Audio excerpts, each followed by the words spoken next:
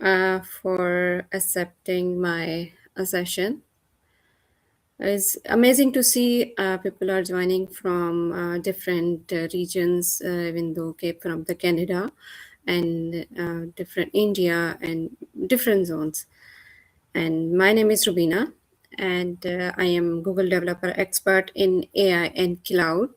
I have 7 years of experience in AWS, GCP, and the Azure, and as an architect, plus in a technical trainer. And also, I am the Google Cloud Innovator Champion, Google Cloud Publication Writer as well.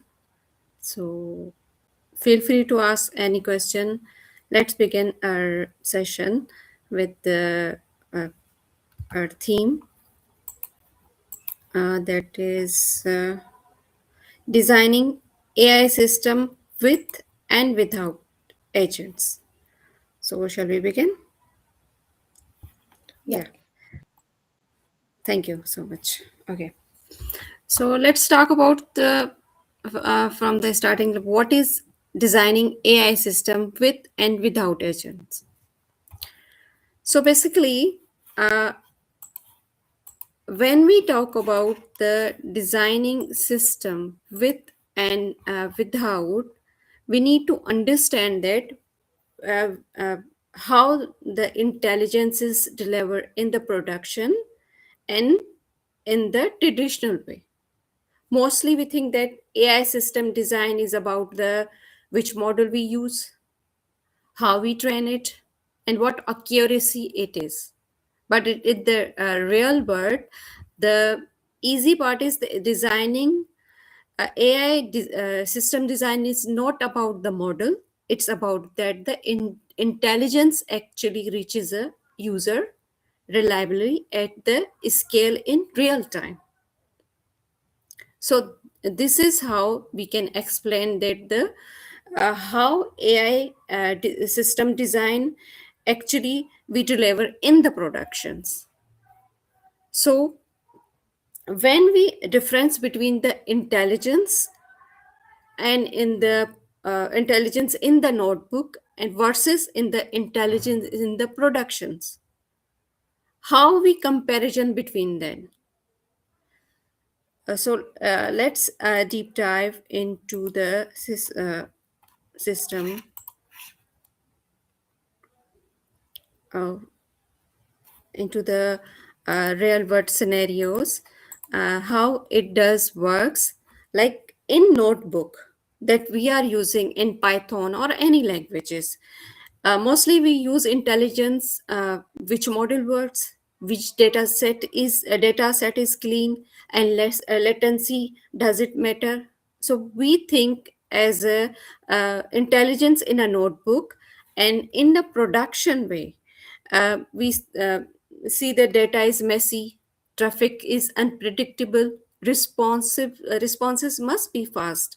So these are the questions that we think when we design AI systems. So the real question becomes the how does a prediction become a product experience. That is how we can design the AI systems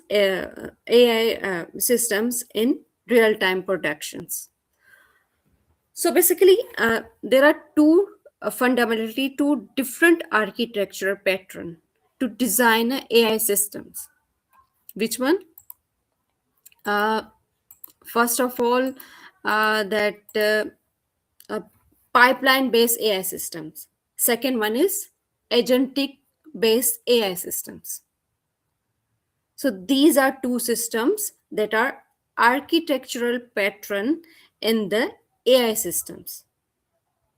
So initially, in traditional AI system without agents, in traditional setup, what we used to do, everything is predefined and linear. How? We start with the data ingestion, move to the pre-processing, train a model, and deploy it to behind an inference like an API, and return the prediction. and the flow is fixed systems. That was the without agent. So model does only one task, and it does well, but only it perform one task. But think about that the fraud detection systems, recommendation engines, and the forecasting systems. That was the traditional AI systems without the agents, and these systems were predictable, low latency, easy to monitor, and easy to scales. But those systems have some limitations. They do not make the decisions, they do not plan, they do not use the tools.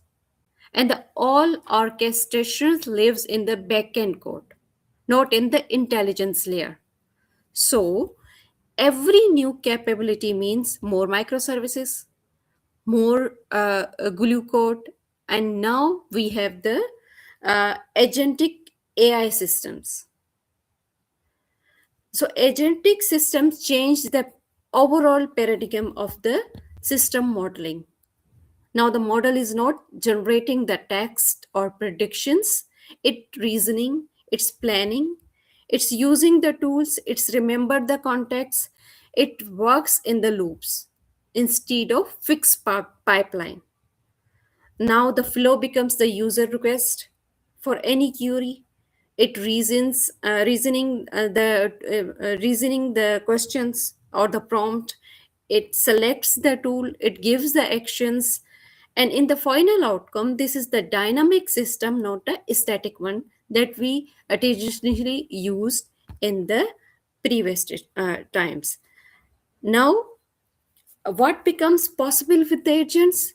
Now we can build the AI pilots, autonomous research assistants, anything, multi agent collaborations. We can design more decision based AI systems. So, uh, uh, these are the some introductions of the AI systems, designing system with AI. Before deep diving into the more practically in the system, what does it mean by AI? In simple words, uh, a system that can act smart. That is the in real world scenario, we can say that a system that can act smart is called AI. So, and what does AI have the different fields, or the you can say the subset of AI? The first one is artificial intelligence itself. AI is a replication of the human intelligence in machines, and basically it encompasses the learning, problems and solving, and the perceptions. And the subset of AI is machine learning, ML, that is the enable the machines to learn from the data independently, and it supervise the learning by predicting the base labels, and supervise learning by identify the patterns of specific guidance. And the subset of the machine learning is deep learning. Basically the uh, why we I'm talking about this, because uh, for the basic uh, those who does not have the knowledge about the that are end user, so this slide is for those that how these systems have some meanings that integrate into the systems. So deep learning uses the multi-layered neural network to understand the complex data that give us the uh, decision based on that uh, data or the layers. So these are the some definition. Now let's understand the AI system design. How we can understand the AI system design through uh, this diagram. In basic learning, that how initially I have described this how we can design the systems, and in traditional, as I talk about that, traditional architecture, the flow was fixed without the agents, as I described. How? Let's take an example. A user asks agent that find me a cheapest flight from the, like suppose from Karachi, from Pakistan to Tokyo next Friday or the next Saturday. What happens the behind the scenes? We call the flight search services. Uh, we call the pricing services, and we rank the model and response the API. Each step is hard coded into the machine learning model that might rank the results, predict the price trends. What is the flight price from the Pakistan to Tokyo? But it does not decide what to do next. It just give us the uh, response that the high ranked results, and it predicts the price trends in traditional without the agents I'm talking about. So if tomorrow we want to add the weather check or visa requirements or hotel recommendation, it does not decide. So what we do, we write the new backend logic, we add the new microservices to that system and redeploy the systems in that intelligence, the intelligence in the pipeline, not in the system behavior. So these are the things in the without agentic system we used to deploy uh, uh, repeatedly, uh, to add the more recommendations, to add the more system behavior into the without agentic systems. So these are the this is the flow diagram of the high level pipeline from data injection to user facing prediction and the actions. How does it works? Like in this scenario, you can see that the this is the high level uh, data source. A raw data, it shows that the how data flow from source into the injections, move through a featured stored, then split into the offline training and online interference pipeline through uh, user actions. This is basically a high level machine learning pipeline. So this ecosystem, when we design a system with the high level ecosystem in mind, we can now examine that the what makes AI system design that distinct, and how is structured system that can uh, make the prediction and trigger the downstream action at the scale. So, understanding the AI system design is basically to make the intelligent decision based on the data that learn from the pattern and improve over the time. This is how this architecture architect the data injection, training, and model deployment, and the inference layer for scalability, efficiency, and the fault tolerance. Like think that as designing a system that ingests the data, implies the model, and produce the action or the predictions. And this is the simple model that can involve the with the system designing uh, uh, like components. So that is how a high level machine learning pipeline that injects the user facing production and the actions. It is offline, not the online. But in case we add the online inference, we add the model instead of uh, uh, in, in, in the replacement of the inference. So these are the some basic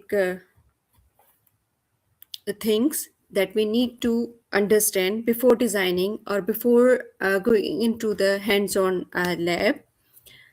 What are the core objects of designing the AI systems?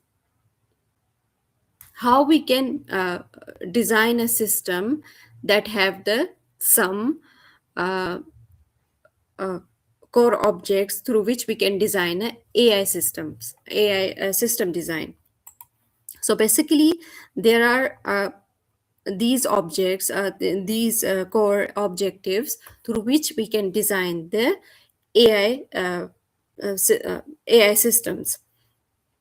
So technically, the objective that ensure the system is production ready. So these goals or these you can say that the objectives are necessary to achieve the task for the engineers. What are the tasks? Accuracy. The system must produce the reliable productions for generative AI models, and this is also means that the reducing the hallucinations and unsafe output. Second, scalability. It must handle the growing data sets and increasing the request volume, and often using the distributed training and strategies. Secondly, latency. Predictions must be fast enough for real time use. So, second one is adaptability. The model should learn from the new data through feedback loops or the online learning mechanisms. And the fifth one is observability. System should be monitorable with mechanism for auditing and limited explainability, that the tracking metrics like data drift and model bias should be observed through these things. So these are the core objectives through which we can design a system. Any questions? Okay, this is the uh, some layers through which we can design the our AI systems, or the you can say the AI agents. First one is data layer, second one is model layer, third one is serving layer, and the last one is monitoring. So how these architecture work? Typically, AI system architecture is divided into three layers. These are the layers. First one is I already discussed, the data layer, model layer, and the serving layer, and how these interact with each other. It shows that the flow from the data injection, the storage through model training, registry, and evaluations, and the serving to the API. All these pipelines work together to give us a feedback through responsive systems. So basically, what data layer handles? Basically, the data layer handles the data collection, storage, pre-processing, transforms the raw data into the usable features, and serve the consistent data through uh, feature stored. And the model layer train, validate, and update the models. It manages the feature engineering and algorithm selections, and is distribute the training with the techniques like mixture of experts. uh, Third one is serving layer. Basically, serving layer hosts the models like real APIs. It can be uh, any more API model, OpenAI models, or Google API. This layers are for the APIs. Uh, Data flow in AI systems. How the AI flow? Kindly mute your mic if someone mic is unmute. Yes. Data flow in AI systems through these models. How does it flow, the data? Basically, a clear understanding of data flow is essential for, even though for interview purpose as well. We must able to uh, articulate that how a raw event becomes a prediction through the next model versions. The process begins with the data injections, which collects the data from sources like user logs or the sensors.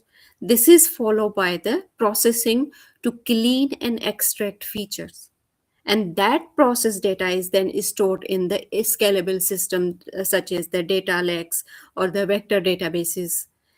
And then that training then utilize this data to build the model through distributed computations that followed by the validation to test the performance or unseen data.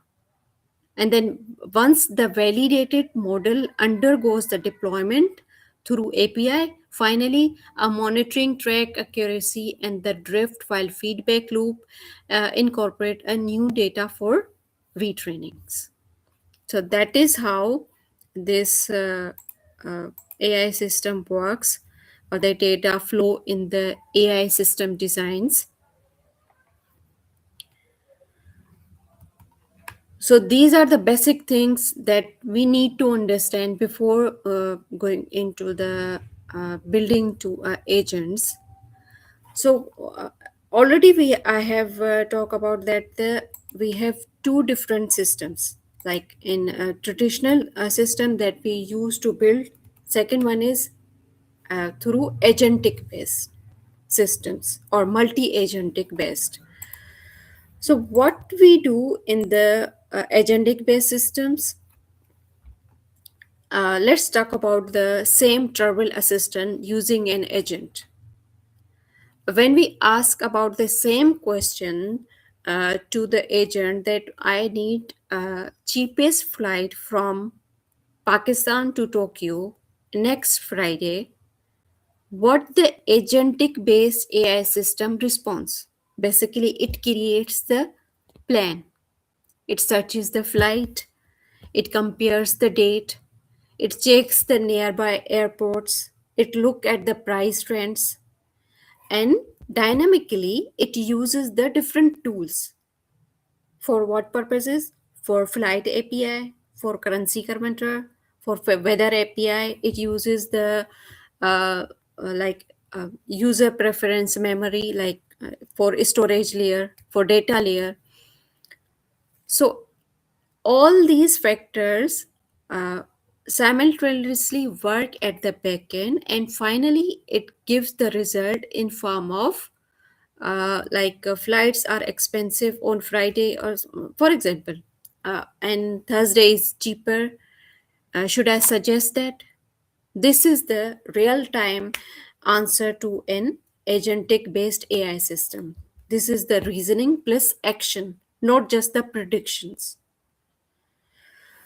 So these are the differences between the without agents and with the agents. Without agent, we design the API and pipeline, and with agent, we design the tools, memories, planning loops, and you are just designing the behavior, not just an infrastructure.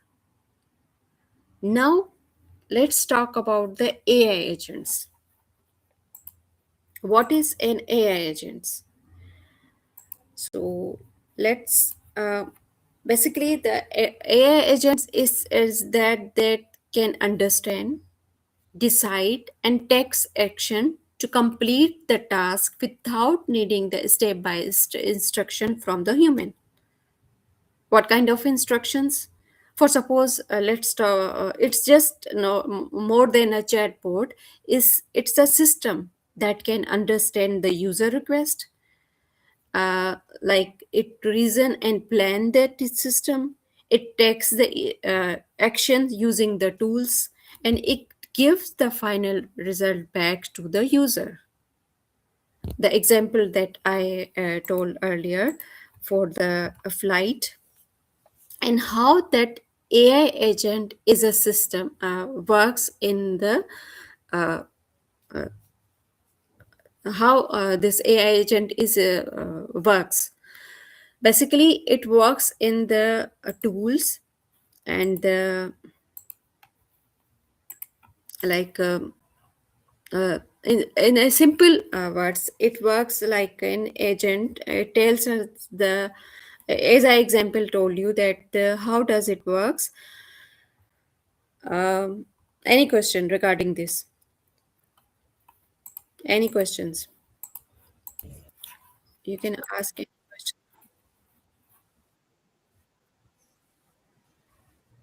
Which one?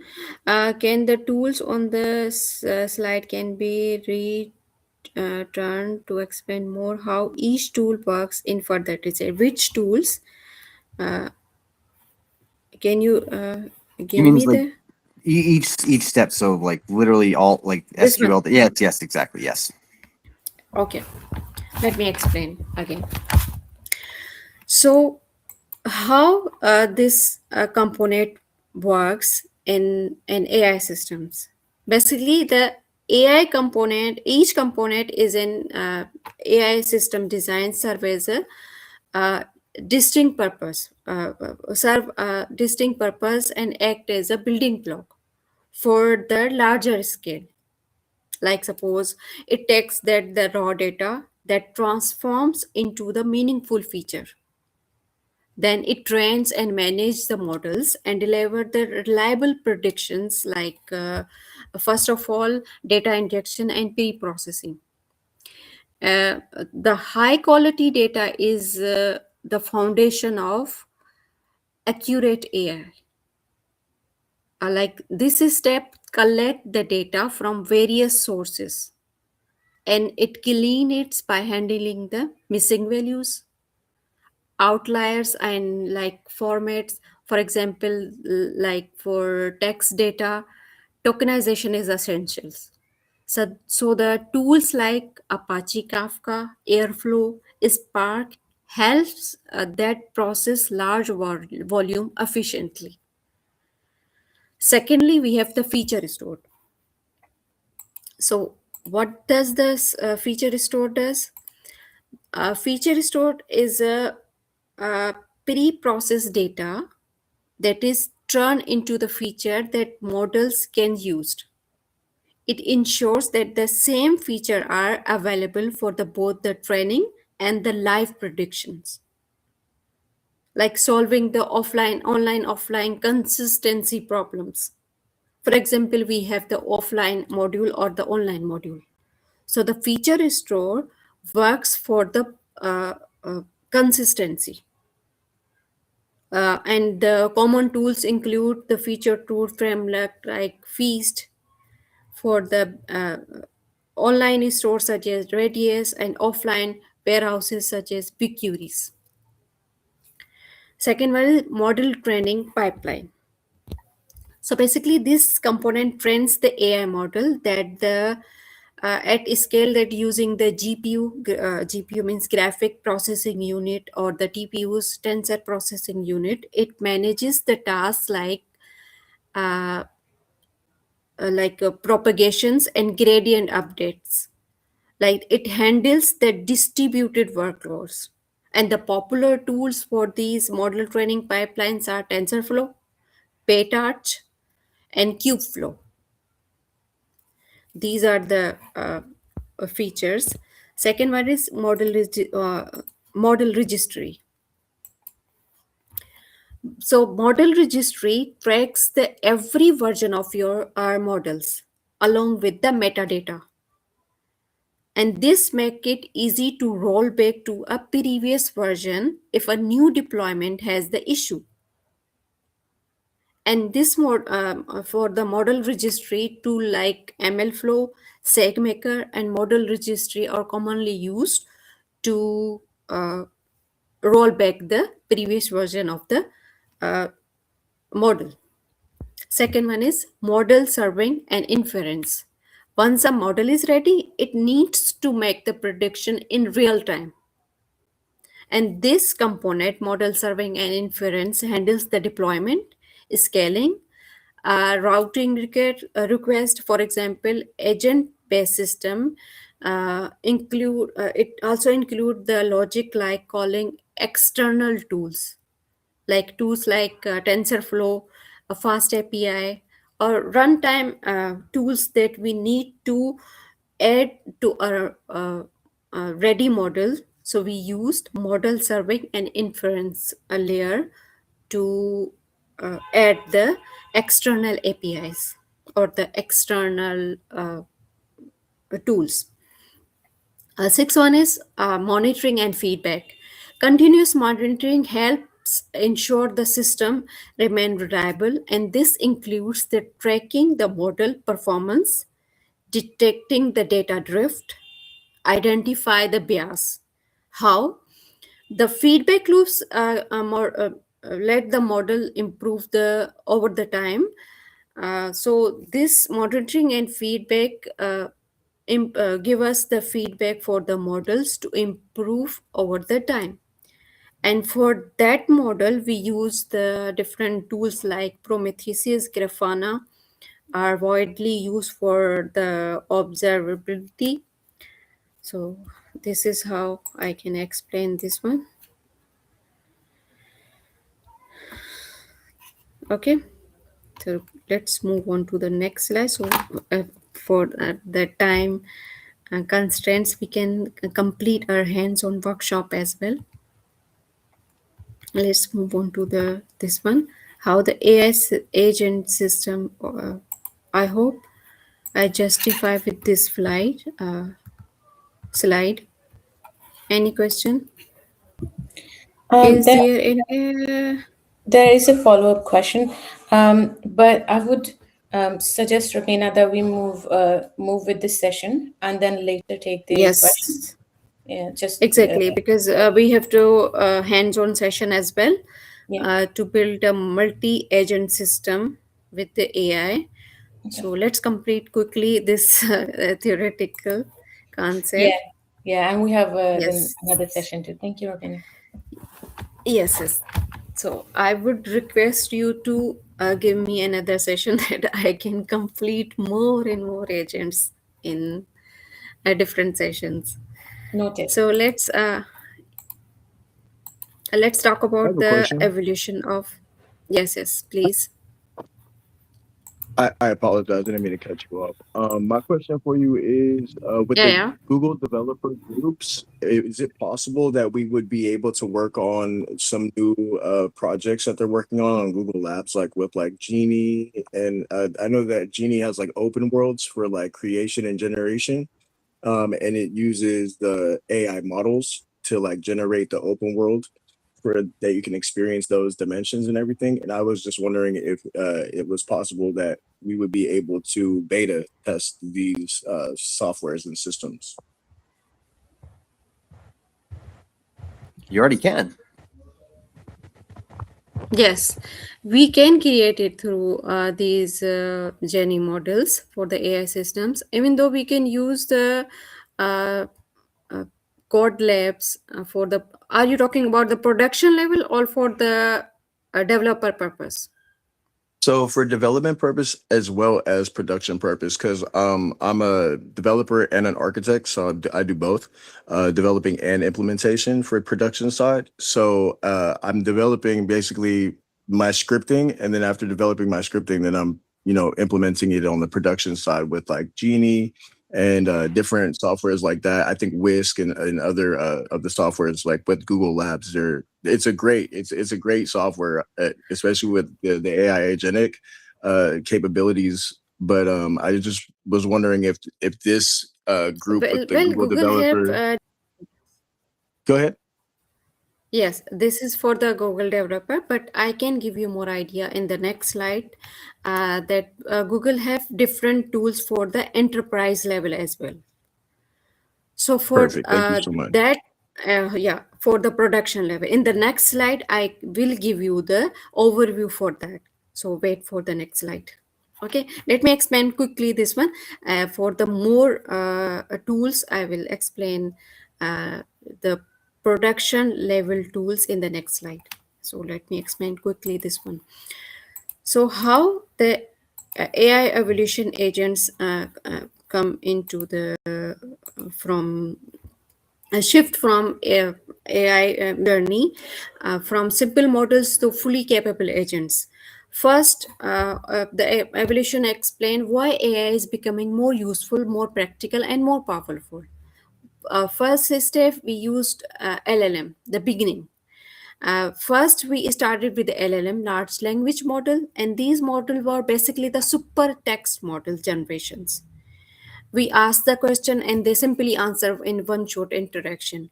Like suppose we ask the, what is cloud computing, they usually respond, the model respond with the well structured explanations. And the second step, we meet with the LLM plus prompting. uh, but we soon realize something is interesting, the way we ask. Better prompt, better answers. So we started adding the structure, like explain computing, cloud computing in simple words. Explain cloud computing like I am 12. So that is how the LLM plus and then step 2 plus prompting works. And this phase was all about learning how to talk to the model. The third one was LLM rag and tools. So basically, uh, LLM rag augmented reachable augmented generation, they come with the biggest breakthrough at this stage. The LLM don't know our private data.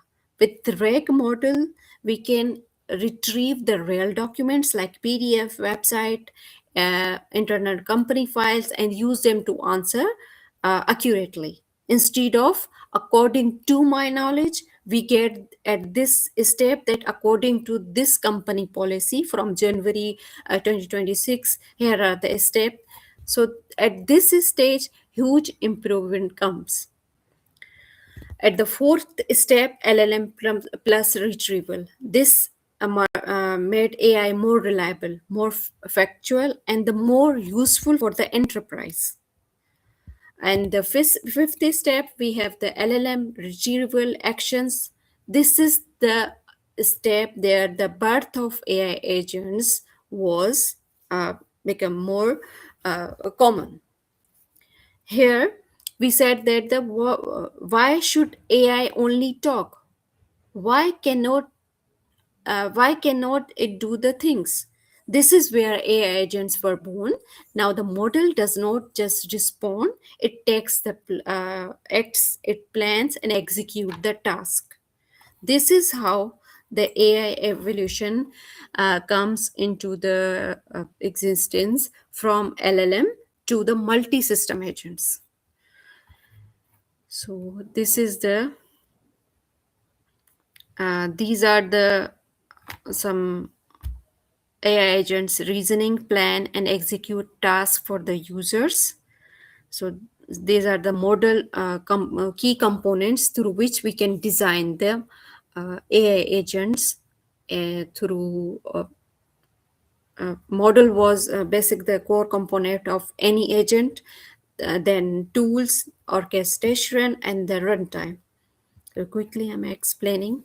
Now come to the point, as someone asked, taking agents to the production was very hard. Why? Uh, because we can say this, the at the production level, we have the data running that agent reliably in the production was challenging. Because the team struggled between the flexibility and the risk. And the question was, should we go for the open source? Because open source offered the speed, transparency, but also raises the question around the support, security, and long-term sustainability. That was the challenging for the production level.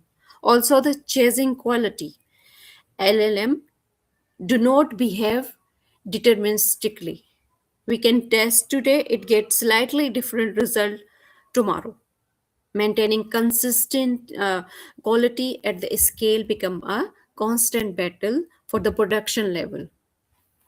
So these are the challenges that we face, limit to the true production impact. But these things, also the security and the data privacy was the risk. These are the some things at the production level was truly challenging. But for the business user, Google have the some application that works best for the building the application, like agent space, agent designer, and the content management systems. For a business user, for developers, we have different flavors of Vertex AI agent builders, like ADK, Agent Engine, Agent Garden. And for the enterprise level, we have data and tools. We have different tools for the enterprise levels. So for the deep dive, we can get into the different session for the enterprise level. For today's session, let's go to the basic one, developer level. But someone was asking about the enterprise level designers. So you can deep dive these agents tools like Agent Space, that is work for the creating agents on the workspace, to create the meetings, to create the agents, different multi agents, without using the code on the it improves the productivity and the different session that I talked about earlier, features. So for the developer, we have the ADK, through which we can build the multi-agent system. So we have more slides as well.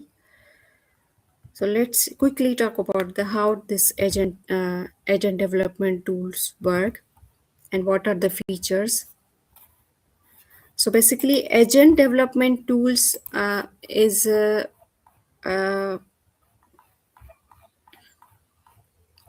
basically yes, it's a framework basically that tells a developer that design, build, and deploy the multi solution with the ease of autonomous workflow. How? With the ADK, we can architect the entire system where multiple agents collaborate with each other, pass the task, and use the tools. With the orchestration system, they work together, like design with the designing your own AI teams. How? We will design after this slide. It visually work with like a topology. They interact with each other in single actions. Like it this agentic AI feature is, it is more flexibility work with the Gemini.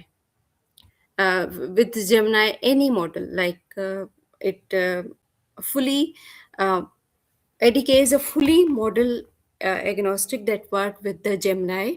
Gemini, any model, it fine tunes the model, or like means ADK not tie with the any single AI model. We can plug into different generative AI models such as Gemini, that is by default we are using today. It can works with the open AI GPT models, fine tune custom models, or even though the third party models or the party models we can integrate into the ADK. So that is why it matters that it gives us a flexibility to choose right AI task for you. And also it can upgrade and switch the model without redesigning our agents. So these are the some feature of ADK. Um, these are the features that I talk about. There are different more features. In short, that the as I talk about that the ADK works model agnostic capability in the ADK. It works with the different modules like OpenJTP, Gemini, and fine-tune custom models. Second one is deployment agnostic capability in ADK. Being a deployment agnostic means that the ADK does not force us to run agent on a specific platform or the environment. We can deploy multi-agent solution anywhere that can fit our needs, like for the local machine, like cloud platforms for Google, AWS, or Azure. And on-premises infrastructure for hybrid system, we can deploy the ADK where the flexibility or the enterprise grade deployments work with the minimal fractions. In short, ADK allow us to build once and deploy anywhere. So this is the ecosystem of the ADK, and we can integrate different modules into it. And this is the Agentic AI workflow, architectural workflow through which we can design and quickly move on to the basic definitions. Can I move to the hands-on workshop? Because Yes, Robina, I think in the interest of the time, yeah, we should. But just giving you heads up that we are facing some challenge with the credit redemption. okay, Yeah, then so I might have to write an email to the team, but because we are already within the session, so I don't think the resolution will be super fast. So I would say so to do the walkthrough, and okay, later people can follow through the recording when they have the credits, if that's okay. okay, perfect. So Yes. let me Also, share the screen. sorry. Yes, let me share the screen Yes, please. of Also, the. just I'm sorry to cut you there. There is a question if you will be okay sharing the presentation, like slides as well with us. Yeah, I will share with you. Okay, thank you. Mm-hmm. Let me send it to you right now on the chat. Uh,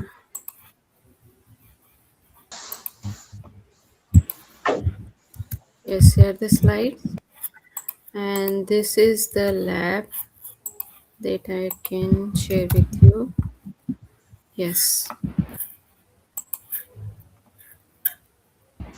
This is the lab building a multi-agent system, distributed multi-agent system in which we will create the research agent, judge agent, content builder agent, and orchestrator agent that will combine that will create a whole AI system that will join and the different system one of the research agent will use the search the information up to date data. Second one, the critic judge that qualify and complete the system. And second one, third one is content builder agent, and fourth one is orchestration agent that will manage the workflow and communication between these specialists. So this is the system design: a writer, a researcher, a judge, orchestration, and front end we will use in this session. So let's follow this lab.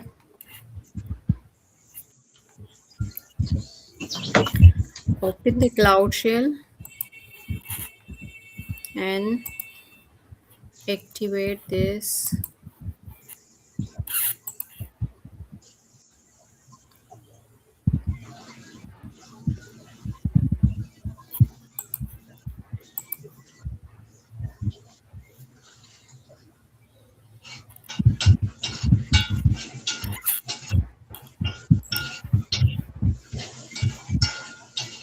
what we will do first, we will activate the some uh, setup. First of all, we will set up and install the dependencies for the setup.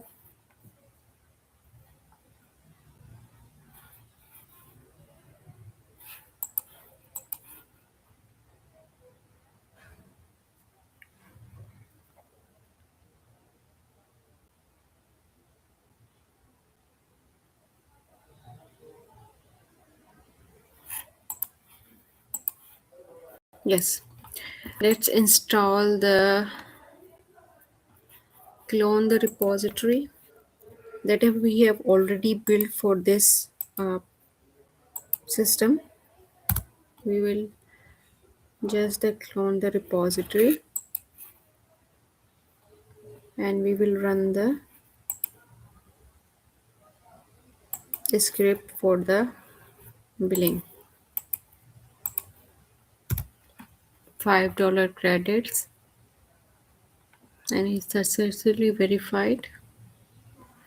And it initially it will install the dependencies and checking the billing systems.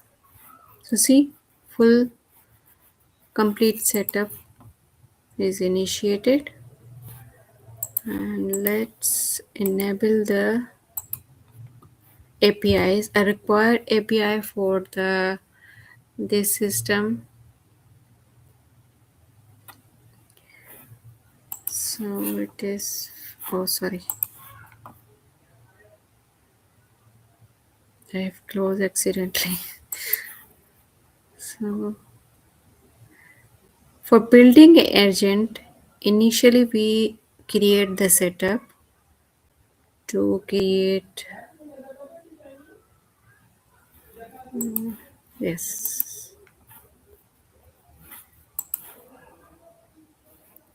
again I have to copy this one, just copy and paste. Yes, it has done. And what we will do, we install the dependencies for the management, project management, because we are creating multi-agent systems.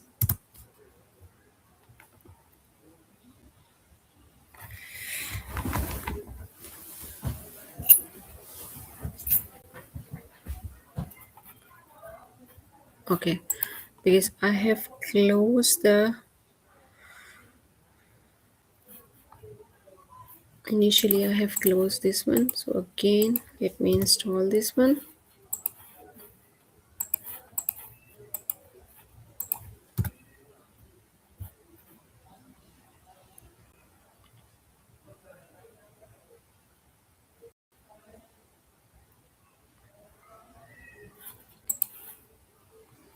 And then again, I am,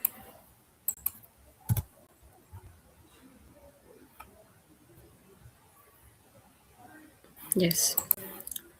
Now for fast, we use the UV for management. See, it is creating the UV environment.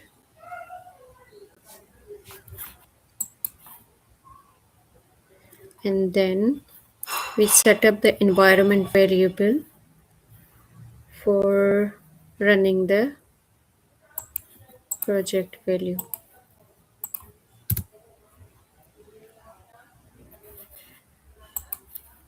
And then we source this environment variable to the system. Yes. Now what we will do, first of all, we will create the research agent. Basically, research, we are creating a system in which we have three specialist, one is researcher, second one is judge, third one is content builder, and fourth one is orchestrator. And first of all, we are creating an agent. It is only job is to find the information. So what he will do, he will just find the information. Let's create this one.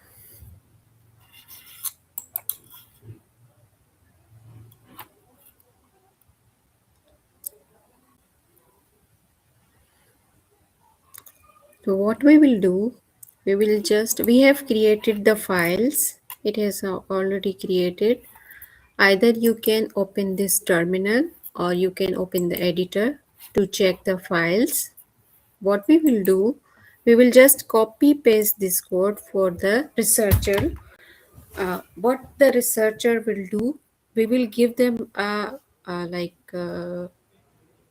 for giving the prompt like you are a researcher and your goal is to find the comprehensive and accurate information on the user topic, or use the Google search tool to find the relevant information and summarize the findings clearly.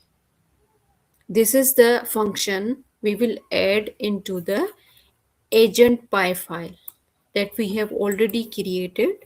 See, this is here. This is the labs, files, agents. We will go to the agent file and just search this file, agents, researcher, Agent.py file.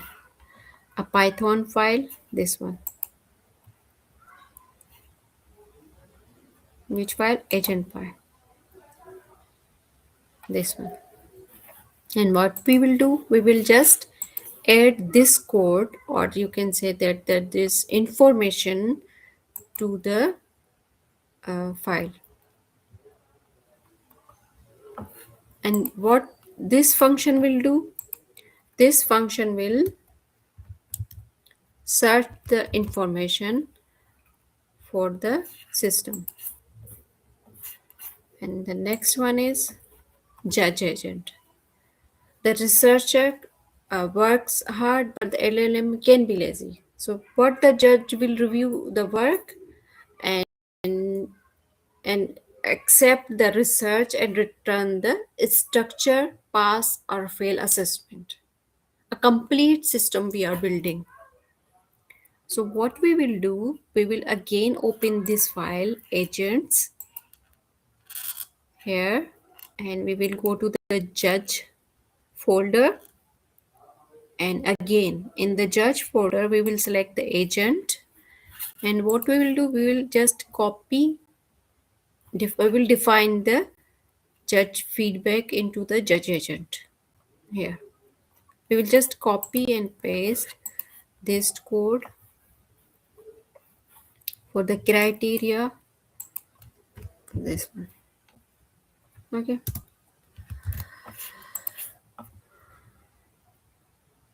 Define the schema and define the agents.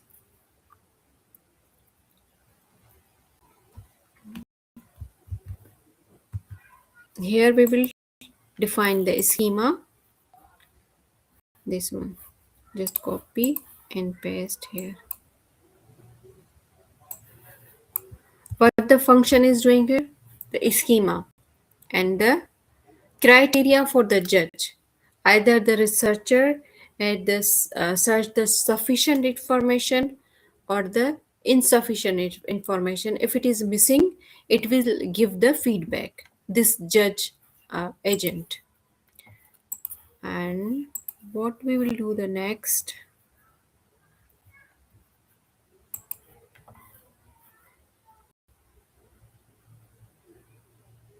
yes, we will go to the again terminal. We have set the two agents, researcher and the judge. We will just type this one, to test the system how these two agents are working. We will go to the terminal and just run the researcher.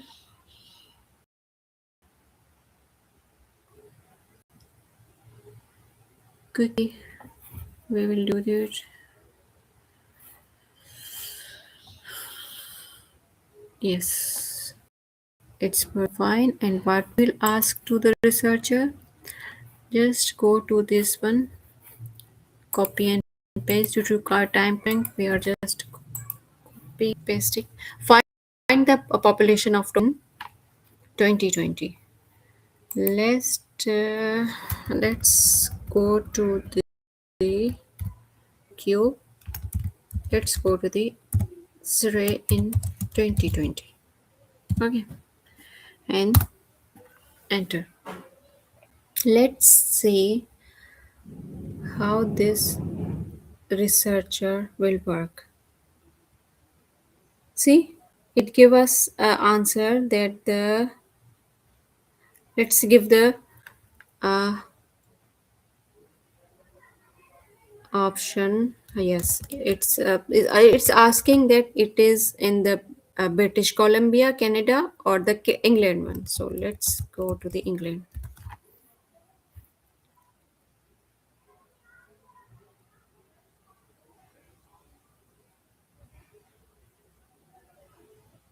Yes, see, it's giving us information correctly according to the Google research. So it's working fine. Again, Control C, back to the system, and again now run the second agent, judge. Let's suppose agent and this one.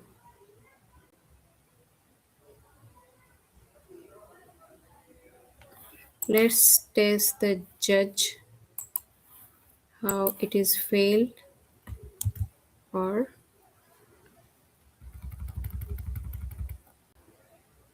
Tokyo is a city. So the answer is yes. The finding is fail. The finding is totally true, but the lacks are lacks in any substance. The key information is missing, such as its status is capital of Japan and its population is major landmark. So the finding is fail. Why? Because the Tokyo is a city. Tokyo basically is a city, but it's a capital of Japan. Its population is asking about the uh, uh, uh, they give us the population about the Japan. So it should return the status fail because the findings are too brief, because we are giving only the city information. We should give the capital information. So our system is working fine until now. So now let's build the constraint builder agent. Again, go to the terminal and again go to this folder and just copy and paste this again, this code to here, and go to next. Second agent is orchestration agent, this one. Again go to this one, this folder, and copy and paste the code that we have here, and just copy and paste. Try this, test this one, that how this code is, how these agents are working.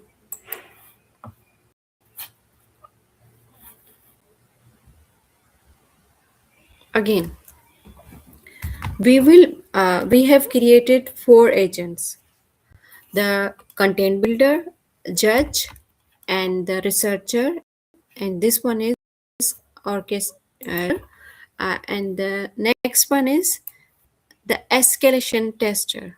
What this escalation tester check? The loop needs a way to stop. If the judge says is pass, we want to exit the loop immediately. So we move to the content builder. So at that scale, we will go to, again, we will add the sum code to the system. Which one? We will add the agent by this one. Yes, this one.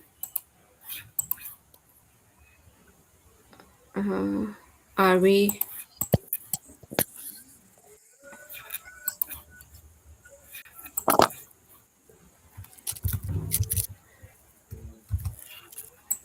running out the time? Just Yeah, only 2 steps. Only 2 steps. Only no, two that's steps fine. are yeah. Go ahead. Yes. Let's test this again. We need the feedback from this loop.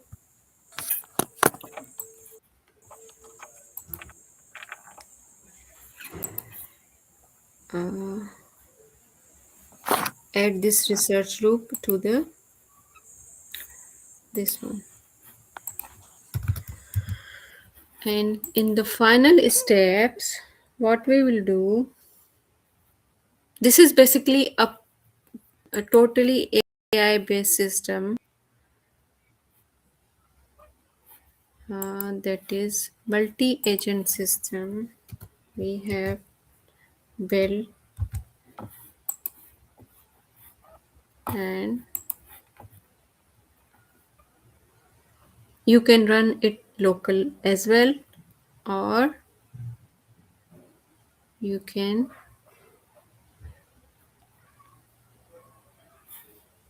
deploy to the cloud run as well. This one, it's up to you. You can deploy to the locally, or you can deploy to the cloud run. Let's run on the cloud run. Control C access to the system. Yes. And then first step to run the researcher.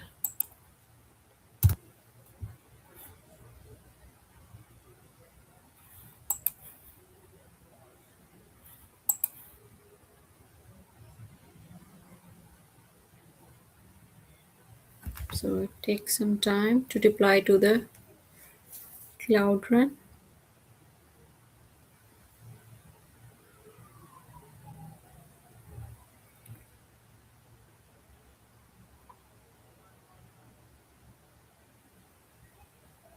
Only few steps are, only 2-3 steps are remaining.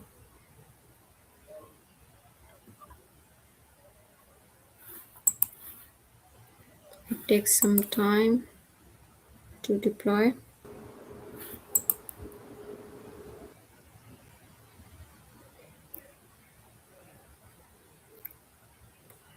First, we will deploy the researcher to the cloud run. Next, we will deploy the judge agent, then content builder, and then we will good to go.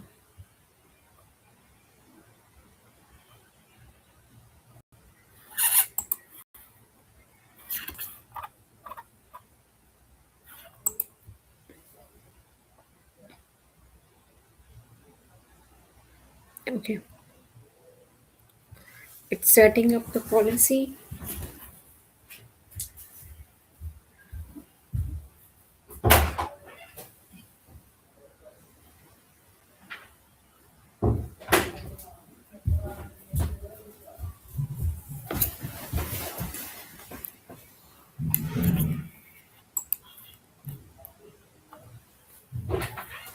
Yes.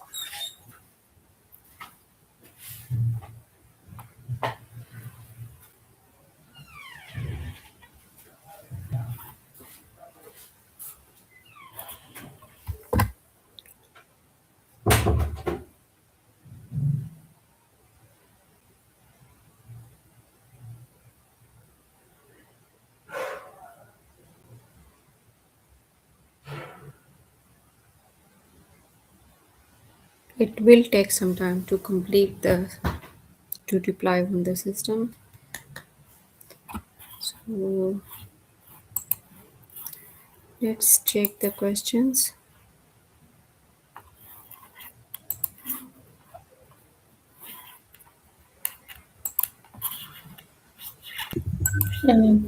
Q&A has some question.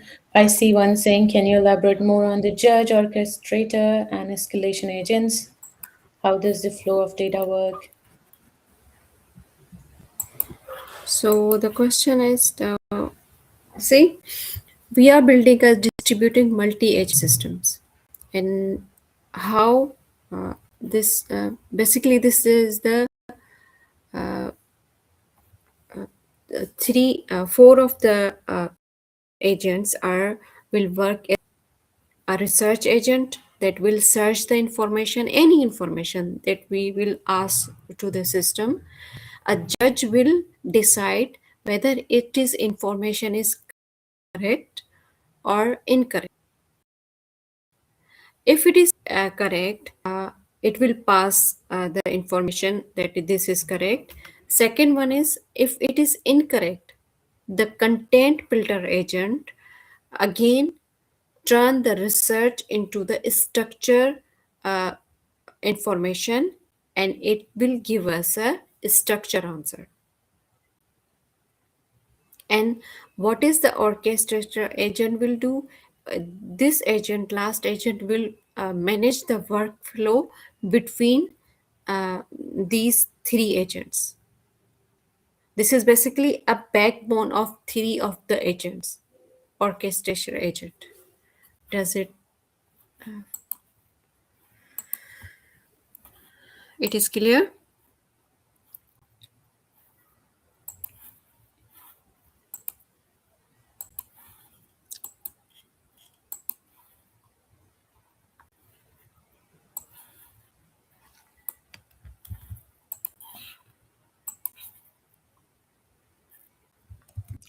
Robina, I have a doubt. Yeah. So if there is a like feedback loop, right? Like how many times the feedback will run? Do we need to specify the feedback time? Like how many times the iteration should happen and all? So for that purpose, we have deployed the this layer, this escalation checker. See, this one. I'm not. As I said that. You are on the introduction slide of Code Lab, introduction option of the Code Lab. Okay. Oh, sorry. This Yeah, one. no, it happens. This one. This one. We have this one. We have add the escalation checker. We have deployed this one as well, logic, or the on the escalator agent. Uh, we have built the logic, this one, for the base agent, for that purpose, for feedback loop. Okay. See, it checks the judge's feedback and breaks the loop if it is passed. If it is not passed, again it will go to the content builder that will build the correct information or give us the correct information to the output. Okay. Yeah, makes sense. Okay. Thank you. So see, it is created. Now what we will do, quickly we will jump over to the last steps where I was here, you know, I was on the final pipeline. No, sorry, here. Let's deploy to the judge deployment to the cloud run. Again, it will take some time to deploy on the cloud run. And the final results will come here after deploying.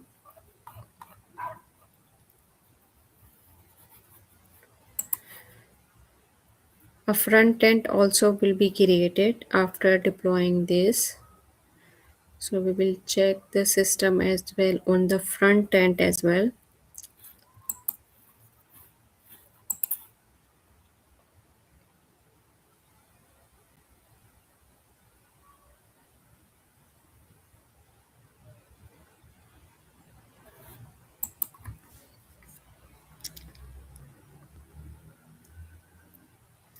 We have been, it's late. Yep. Um, Should we continue tomorrow? Do we have time more? we can Or I can yeah. create the video for this. I can give you. Yeah, that You would be can great. share But with let me. me get the idea.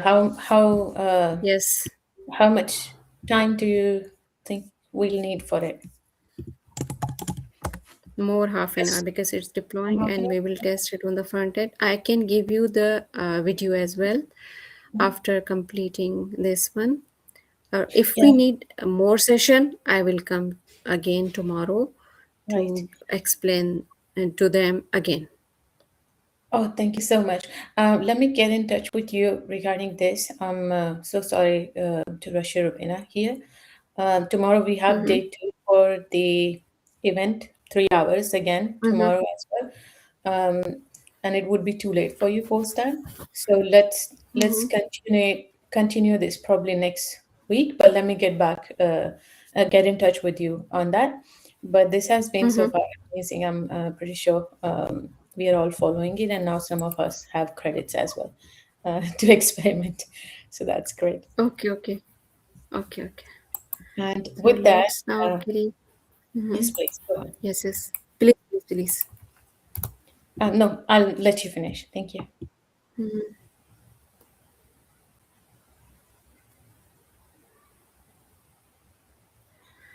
Do follow with me and try to do experiment on this multi-system agent. This is a complete system that will research and give the answer.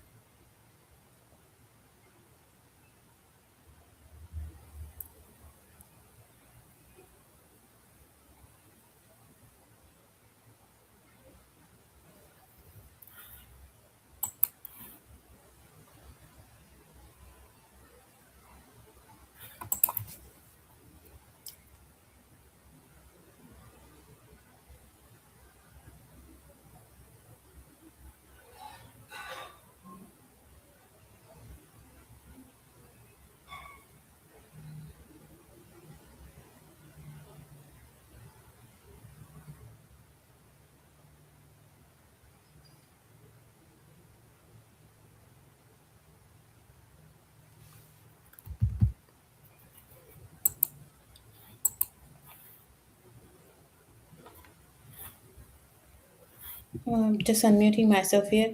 Everyone who is listing their Gmail addresses in this sheet that I just posted, I'm adding them manually for credits. Um, so please do post your Gmail address, and I'm adding you manually, and then you can go check the same link for claim that's being posted in the chat now, not the one from the PDF, and that's when you'll start seeing the credit steps. And some of us have already gotten the credits for this. Thank you.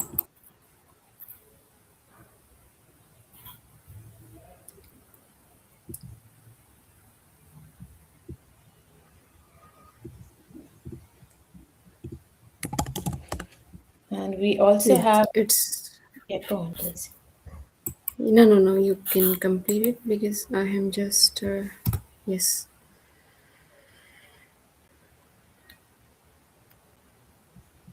So while we are waiting, Robina, what are we expecting at the moment from here? Okay, I see. Yes, we have completed the content builder agent and then researcher. Yes, please question. Your question was? No, I'm good. I was just looking at the screen saying, what are we expecting from the results? Yes. What we expect the result, we have completed the as a complete system of the agent that front end at the back end, and we will test the system. Already we have tested the system on the uh, cloud shell, but we have built the front end as well, so we will check this over here. I see. Thank you. See, we have tested already here this system here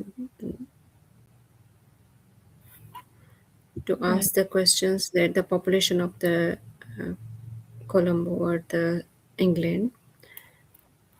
But at this phase, we are completing the front end as well. Awesome.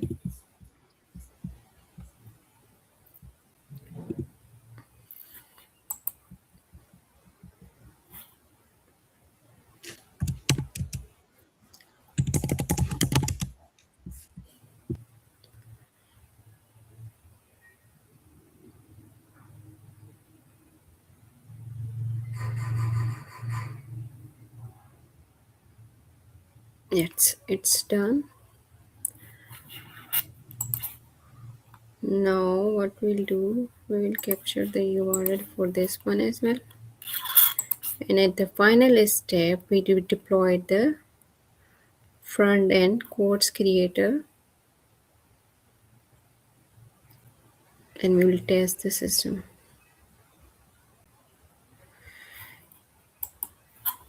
For cloud front, I will show you that how these services are deployed. See, at the backend, these are the microservices we have created for this multi-agent system on the cloud run.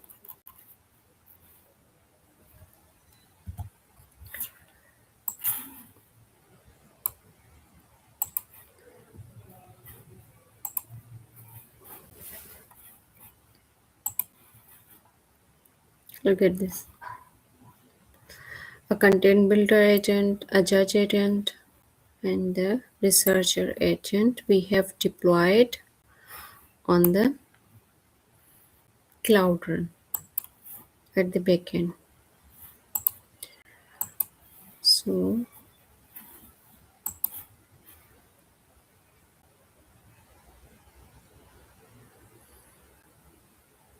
still it's creating, it's deploying on the cloud run orchestrator layer or the agent. You see, already we have deployed all these agents, but the last one has been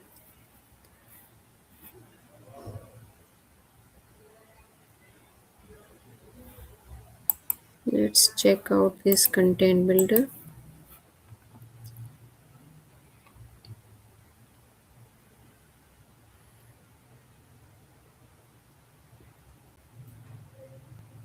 Hello, I'm so sorry to Yeah, interrupt. I yeah, have a yeah. question from Preeti actually for the Mm-hmm. credits. I had a account given by my college, but it's a Gmail account only at the rate sjsu.edu. However, I'm not able to claim the credits, so I just wanted to check should I give my personal email ID or what should be the case? Yeah, so it has to be the address gmail.com. Oh, I see. Yeah. Fortunately, unfortunately. Got it. So do I need to re-register for the courses or the credits that I already have in that particular case, or we are just good with this session? With this skill cloud, with this, sorry, Google skills as well, I Yeah. believe it lets you create the profile with Gmail only. Okay. Yes. Uh, So yes, I think that's the idea, but I can double check. So you do. No, sorry to interrupt. Yes. Only Gmail will works. Yes, Yeah. Okay then. okay. So that validates. Got it. yes. Yes. Okay. So no Only issue. Gmail will. So personal email will not allowed because it will give us a error for the when we initially deploy the system. Only Gmail will work. Okay. Yes. So at the final step, we have deploy all the services and try to do this at your own pace, and it will have some fun that how this agent will answer to you. So see, this is the front end. Yeah, we have created. Lovely. Yes, that is how we have completed. Now you can ask any questions, just enter the subject. This is the basically a total AI course creator, a system that we have created right now. And what? Let me check the myth. Our team of the what we will do, just enter a subject, or our team AI agent will research and fast check and write a comprehensive course for you a second. What let's suppose Python. Can we give Right? AI? Yeah, you can give. What I'll do, let me refresh. Okay. Yeah, that's fine. We can do this. No, no. Public demand. Right. So try to deploy this multi-system agent. Initializing AI squad. Um, I have a small doubt. What all we did in the Google Labs, can we clone that into our local, like I have a local ID developer, Yes, like you can do it. Yes, you can do it. kind of See, we anti-gravity? have two options. Yes, you can do it. On Antigravity or the Gemini, you can deploy it. See how this every agent is first of all researching, then second judge is fast checking the information, and then third, the last agent will write the course for us.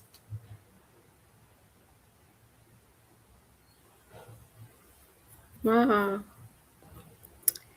See, it's completely give us a complete project. All right. It's great to be back in this community. So thanks so much, Prady, for having me and for putting everybody together. And thanks so much also everyone for being here. I was surprised to see more than 300 people registered on a Saturday morning. So this is going to be fun. And I try to adjust time a little bit to bring us back on time. So thanks for the introduction. Just maybe a little bit more. Don't want to bore you with too much stuff that I do. So I'm in AI for about 15 years, or a little bit more than that, and in different capacities. So in industry, I have worked as a machine learning and computer vision engineer first, and then applied scientist, technical team lead. And for the last couple of years, I have been advising startups and AI companies. In academia, I taught at 5 different universities, mostly building curriculum. I built a modern software leadership program for UBC here in Vancouver, and also a few data analytic pathway, and also a generative AI curriculum for Northeastern University. also an entrepreneur at heart. I started my first company when I was 19 years old, and I think I got quite lucky. I made a lot of money, and 5 years later, when I thought I know how to do it, I invested all my saving into my second startup, and that failed miserably. But a lot of learning comes out of those kind of experiences, and I'm so grateful for that. So I really had a lot of fun regarding this session. I had a lot of fun over the last 15 years being in AI, moving from seeing every industry, moving from rule-based programming into machine learning, and then into deep learning, and now into Gen AI. So it's been super fun to see that transition, and a lot of things repeat, and it's kind of sometimes surprising how much stuff is just repeating if you just go back to 10 years ago and see what happened with deep learning. What makes it even more fun for me when I actually share this with like-minded people like everyone here, and I do that through my YouTube channel, Substack, and recently I'm working on a book on this topic. So what we're going to do today is I want to start with something that maybe people are more comfortable with or familiar with. We're going to start talking a little bit about RAG. And then we're going to define agents. And then we're going to talk about components that makes an agent an agent. And then we're also going to talk about design pattern and architectural design and the implication of that, and how do you choose which design to go with. So technically, what I really want to do a little bit today is, I know it's going to be too much of a goal and objective, but why not being ambitious, right? So what we want to do today is we want to talk about how do we go from models, LLMs that talk to each other, to systems that actually work 90% of the time, let's say. So I'm going to start quickly with RAG, and then let's take it from there. So the way I see LLMs and how we bring LLMs into life is technically like 4 different techniques, right? So over the past kind of 5 or mostly 3 to 4 years, actually, we have been coming up with a lot of different ways to bring LLMs into real world. So we started with prompt engineering, and then we added RAG on the top of it. And then sometimes we have to do fine tuning and RLHF, right? Reinforcement learning by human feedback, because in those cases, there is no way to define a metric. So we have to learn from preferences. Now, I want to focus on in-context learning and RAG being part of that. This part is just going to be 3 minutes, 2 minutes, or 3 minutes. But let's see, why do we need RAG, right? Let's just review that together. So if I prompt an LLM, one of my favorite LLMs, which is actually Gemini, can I recycle pizza boxes in Boise, Idaho? Generally, the answer would be always something generic. It's going to be to the order of, unfortunately not, because pizza boxes are generally not recyclable due to food contamination. So that's a very standard response for this problem. However, we are asking a very, very specific question. If you build a RAG system, and we're going to talk about the agentic RAG versus regular RAG and all of that shortly. But if you build a RAG system, then what you can potentially do is look into a relevant document specifically about Boise, Idaho, and then you will realize that the answer to this question is actually very different. Unlike many other cities, Boise, Idaho actually does accept pizza boxes for recycling. And in a way, RAG will help us with 3 things. Firstly, in accuracy and relevance, right? So that's a very quick, fast way to get accuracy and relevance. But that's not all of it. The other important aspect of RAG is you don't have to expose your data to models. You don't have to retrain or train models from scratch and pay all the costs of that. You can keep your data private. And this is actually one of the main reasons a lot of people do deploy RAG locally. And yeah, I think I already mentioned the cost saving of that. Now, how RAG works, just a quick review. So if you have a query and you have a knowledge base, what's going to happen is we're going to split that knowledge base into chunks, and then your query and those chunks will be embedded. So this is where we transform raw text data, conceptual data, into dense vectors representation, right? And then we index them, and then you check for similarity, you retrieve the most relevant stuff. And then this is something I call enriched prompt. So RAG is a special type of prompt engineering. Because the only difference between RAG and prompt engineering is that in RAG, you create dynamic content. In prompt engineering, we have a static content. Doesn't matter what query is, you always provide the same context. But in RAG, it's going to change every single time. And then that's how we're going to generate our final response. Okay, so we have three main steps in RAG: ingestion, retrieval, and response synthesis, in summary. Now let's talk about agents. What is an agent? So let's put RAG aside for just 2 minutes. I will bring it back as a case study when we talk about different level of agency. It's going to be extremely important to place RAG in the right bucket. So what is agent? So we are not talking about agents from Matrix. But one definition of an AI agent would be a system that uses LLM to decide the control flow of the application. So we have a keyword here, control flow. What do we mean by that? So what is agentic? What is not agentic? And all of that comes down to really this single term, control flow. So let's talk about that for a second. So when we talk about control flow of the program, so those of us who have been programming before the Gen AI era, I think you definitely remember that we always have some logic that we actually navigate through step by step. So there are three things. How we get the final output. This is something I call execution. How do we get the output of each step in our algorithm? The other thing is the strategy.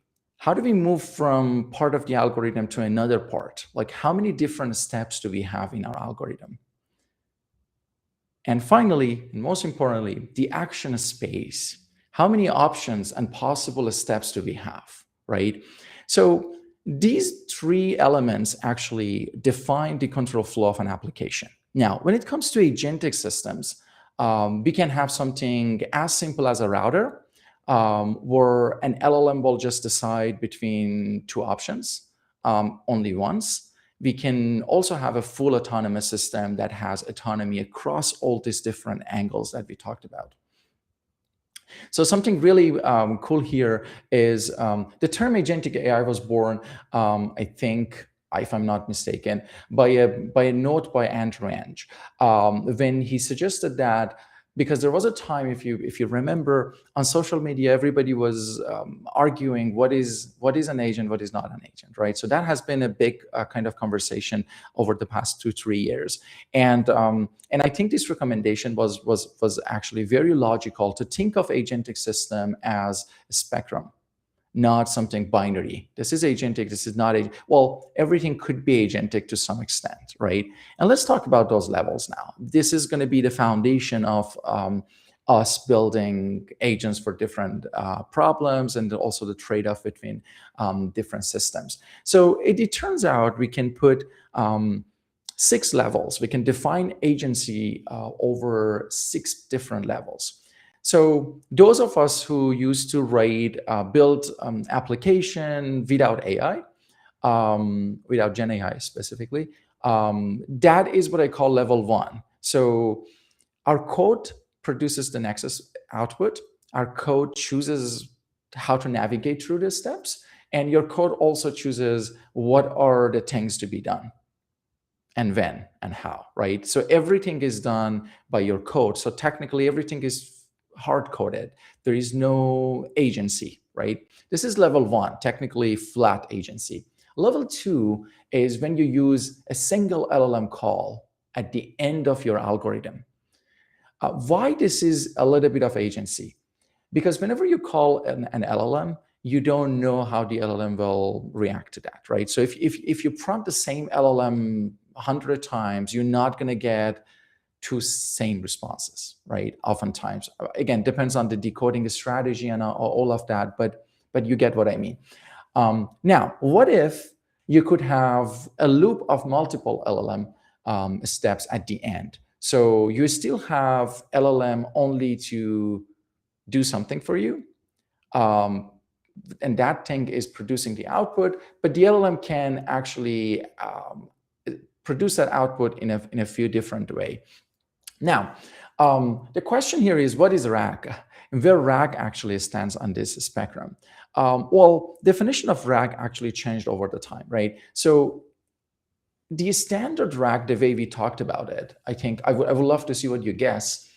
But the standard RAG that we talked about it actually falls perfectly in level 2. Because we decided the ingestion. So the reason I show you the ingestion, retrieval step, and synthesis was that we see things are predetermined. So we as engineers, as scientists, as experts are putting those steps together and asking our RAG system, go through these steps, right? Chunk the data, index them, get the embedding, index them, and then retrieve the most relevant.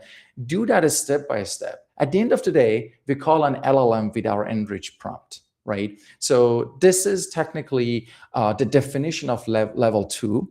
Now, you can have, I mean, some of you are thinking, could we actually let our RAG system, give our RAG system a little bit more flexibility? Let's say it depends on the outcome. It goes back and retrieve document again and again, and can loop through that retrieval step. If we are doing that, then we might have something like a state machine, which are 90% of systems we are building today are not fully autonomous. So a fully autonomous AI agent, I think it's one of the misunderstood terms in one of the most misunderstood term in today's terminology, because I think we really have less than 1% of things we really have are fully autonomous. A fully autonomous AI agent or agentic system is a system that decides what's possible. And in all cases, that in almost all things that we are building today, we are still limiting the options. Like, so the agent can loop through the steps multiple times, can use any tools that they want. Sorry, the tools that they want. But can they, do we give them the flexibility to build their own tools? That is the scary part, right? So if we do that, then we have the fully autonomous agent. Okay, so this is great. I want to make sure that we have time for a demo as well at the end. So I might just maybe skip a few details that I think are less important. But tool calling is one of the main concepts that we use in agentic systems all the time. So in what is at its core, tool calling is a way for us to augment the ability of the models. Right, augmenting the ability of the models, and you can augment the ability of the models in so many different ways. How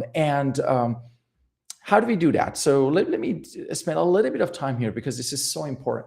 You can create your own tools, or you can use. So, for example, LangGraph.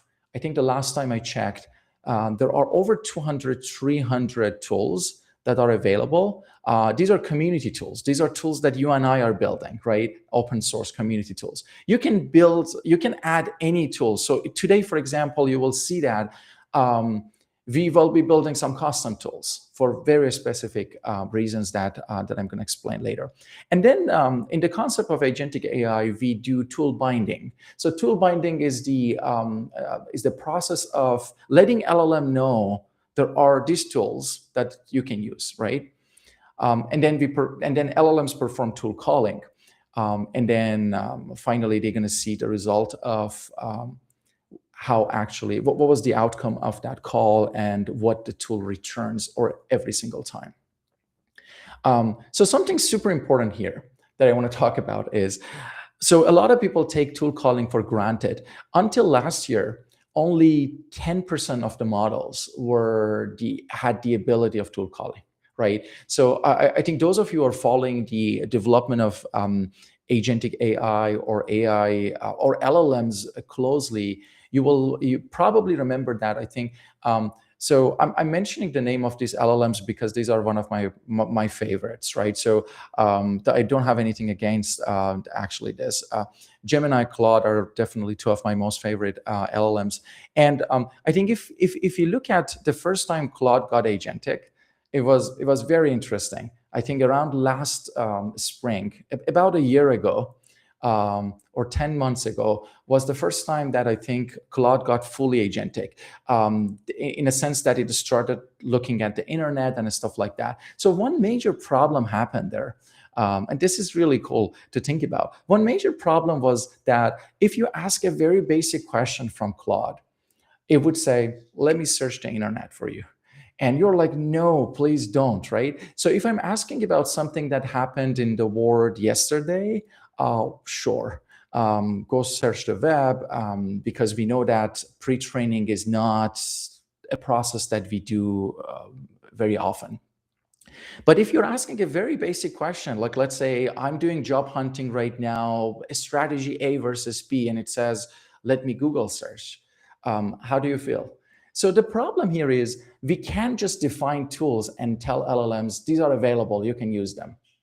Things can go horribly wrong with that. You know, an analogy that might help with this is that, so I'm talking about the API support here and tool binding framework. So the analogy here is that if you have a young children at home and you're, let's say, leaving them on their own for a couple of hours, and you have to do that, and then you might just hand them a lunchbox, right? And tell them, oh, this is your lunchbox, help yourself. This is technically what we're going to do if we just tell LLMs, these tools are available to you, use them as you see fit. It's never going to work. We have to tell them when to use them and how to use them, not just telling them that these tools are available, right? So then over the last year, you saw that the agentic, basically LLMs and inferences that we work with every single day are getting better and better with their discretion of when to call a tool and when not to call a tool, right? It's ridiculous if you ask a very simple question and then your LLMs initiate a search and then gets back to you in 45 seconds with a super basic answer, right? That would be very frustrating. So tool calling is actually complex. Luckily today, we have more than 50% of the model available on the market, open source especially, or have the capability of tool calling. For example, Gemma 3 family have the capability of tool calling, and obviously Gemini. Okay, so what is the most standard React architecture? I see some people are asking for the deck. I'm more than happy to share that with Pretty, and we will hand it over to anybody who find them useful. Okay, so the React agent architecture is the most basic building block of an consider this as your standard unit of agent. So what happens here is the reason it's called React is because it's reason and act, right? So technically your LLM node or the agent node will reason how to navigate the use of the tools. It can call different tools at different time, as many times as it sees fit, and then observe the result every time and then keep going until it decides that that's it, I'm done here. And that's the final answer, right? And we're going to talk. I mean, we're going to talk about orchestration, right? So we're going to get into details of what done means for agents. But also, memory system is extremely important. Some of the things we are discussing today are the open area of research. Right now, AI labs are trying to solve this problem. So just a while ago, I think most our favorite LLMs started actually using long-term memory. And then you got a notification whether you're okay with that. So two things happen, mixed feeling, right? So when they use your long-term memory, it's good, because sometimes they can give you answers that are more contextualized with your specific background. But sometimes they over-rely on things For example, there was a time 6 months ago you were asking for something, but then you completely moved on with your life, and now whatever question you ask, they still kind of keep that in mind, and that's kind of give you an answer that is not relevant. So it's really tricky to get this balance right? What do you keep? How do you keep them? So some ideas with agentic memory is that some companies are implementing a decay in memory. So that means things, recency kind of trend, right? So things that are happening more recent to today, they will get a higher weight, and things that happened like maybe 4 years ago and just normal stuff maybe should be forgotten, right? And a way kind of summarizing, a weighted summary of the context. And okay, so probably the most important slide we want to talk about today. So we talked about the React agent, but that was just one agent. Things get usually a lot more interesting when we put agents to wrestle, right? To work together. So there are different architectures, but I really think there are two, maybe three. So one of them is the network architecture. So think about this as a niche startup company, a small expert team who are doing some creative problem solving to solve a problem. And then we have the supervisor or hierarchical design. So think about this as your standard corporate organization. So there is a boss node, and then that boss node has manager nodes, and then each manager nodes can have worker nodes, right?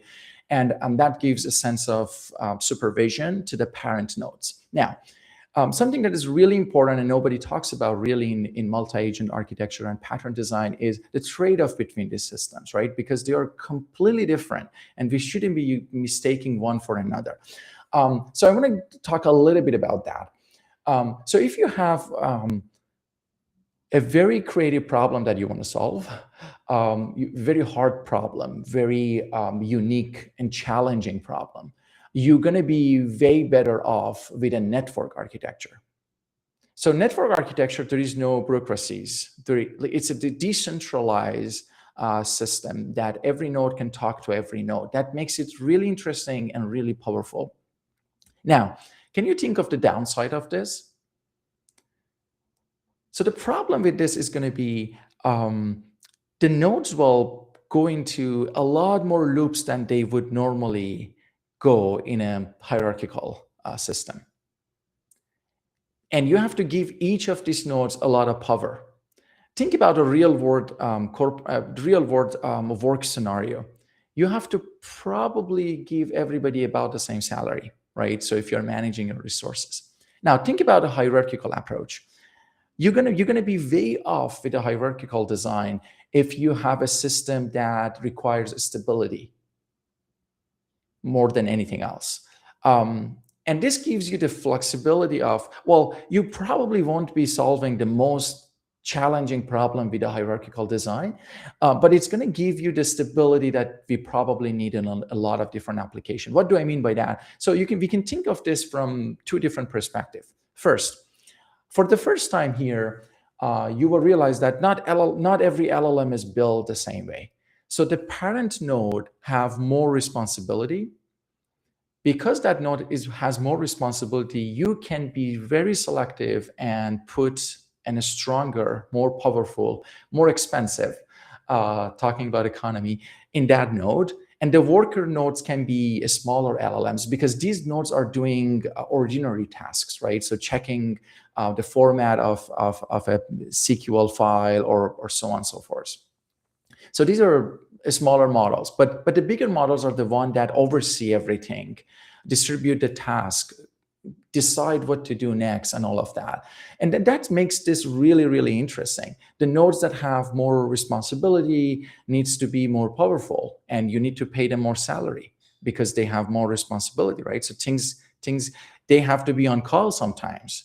24/7, right? They have to observe everything that can go wrong, and they have to come up with a solution. So you're probably going to put your most expensive LLM that you can afford on the top node, and then you're going to go hierarchically to the bottom. All right, so We can talk a lot about those trade-offs, but I have to just be mindful of the time we have left and make sure we finish on time.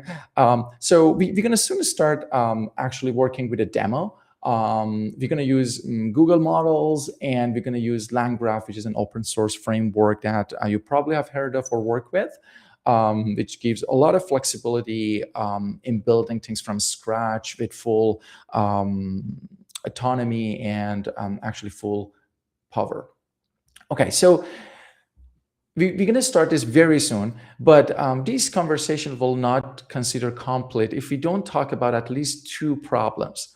So LLMs have limitations, right? They have changed our lives in so many different ways. We love them. Sometimes we hate them. But at the end of the day, there are two fundamental problems that happen sometimes with LLMs, but happens always with the agentic system. So I really like to see it this way. Some of the problems that we see with LLM sometimes, we will see with agentic systems all the time. What are those? Well, we can spend 1 hour talking about those problems, but I'm just going to mention two of them in 2 minutes. The first problem I want to talk about, you all know, is hallucination, right? So LLMs do hallucinate. And the reason for that is another topic that doesn't discuss often. The reason for hallucination obviously is not, it's not obvious, sorry, but it's not overtraining or maybe not proper post-training or overfitting or whatever things that can go wrong in that sense. The problem with LLM's hallucination is so fundamental, and it's like hard-coded in the way we reward these models. I want to give you an example, and I hope that's going to make sense, and we're going to move to the next slide. So let's say you're attending it, like let's say you're competing in a trivia. So there are multiple choice questions. If you answer correctly, you get $1 million, or you double your prize money so far. And the question pops up, and you have 4 options. You have no idea what's the correct answer. What would you do? Do you just withdraw and give up and say, oh, I don't know the answer, so I'm not going to try? No. You will say, I have no idea. However, I have 4 options. The random guess here, the odds here is 25%. If I just say something randomly, there's a 25% chance I can get $1 million.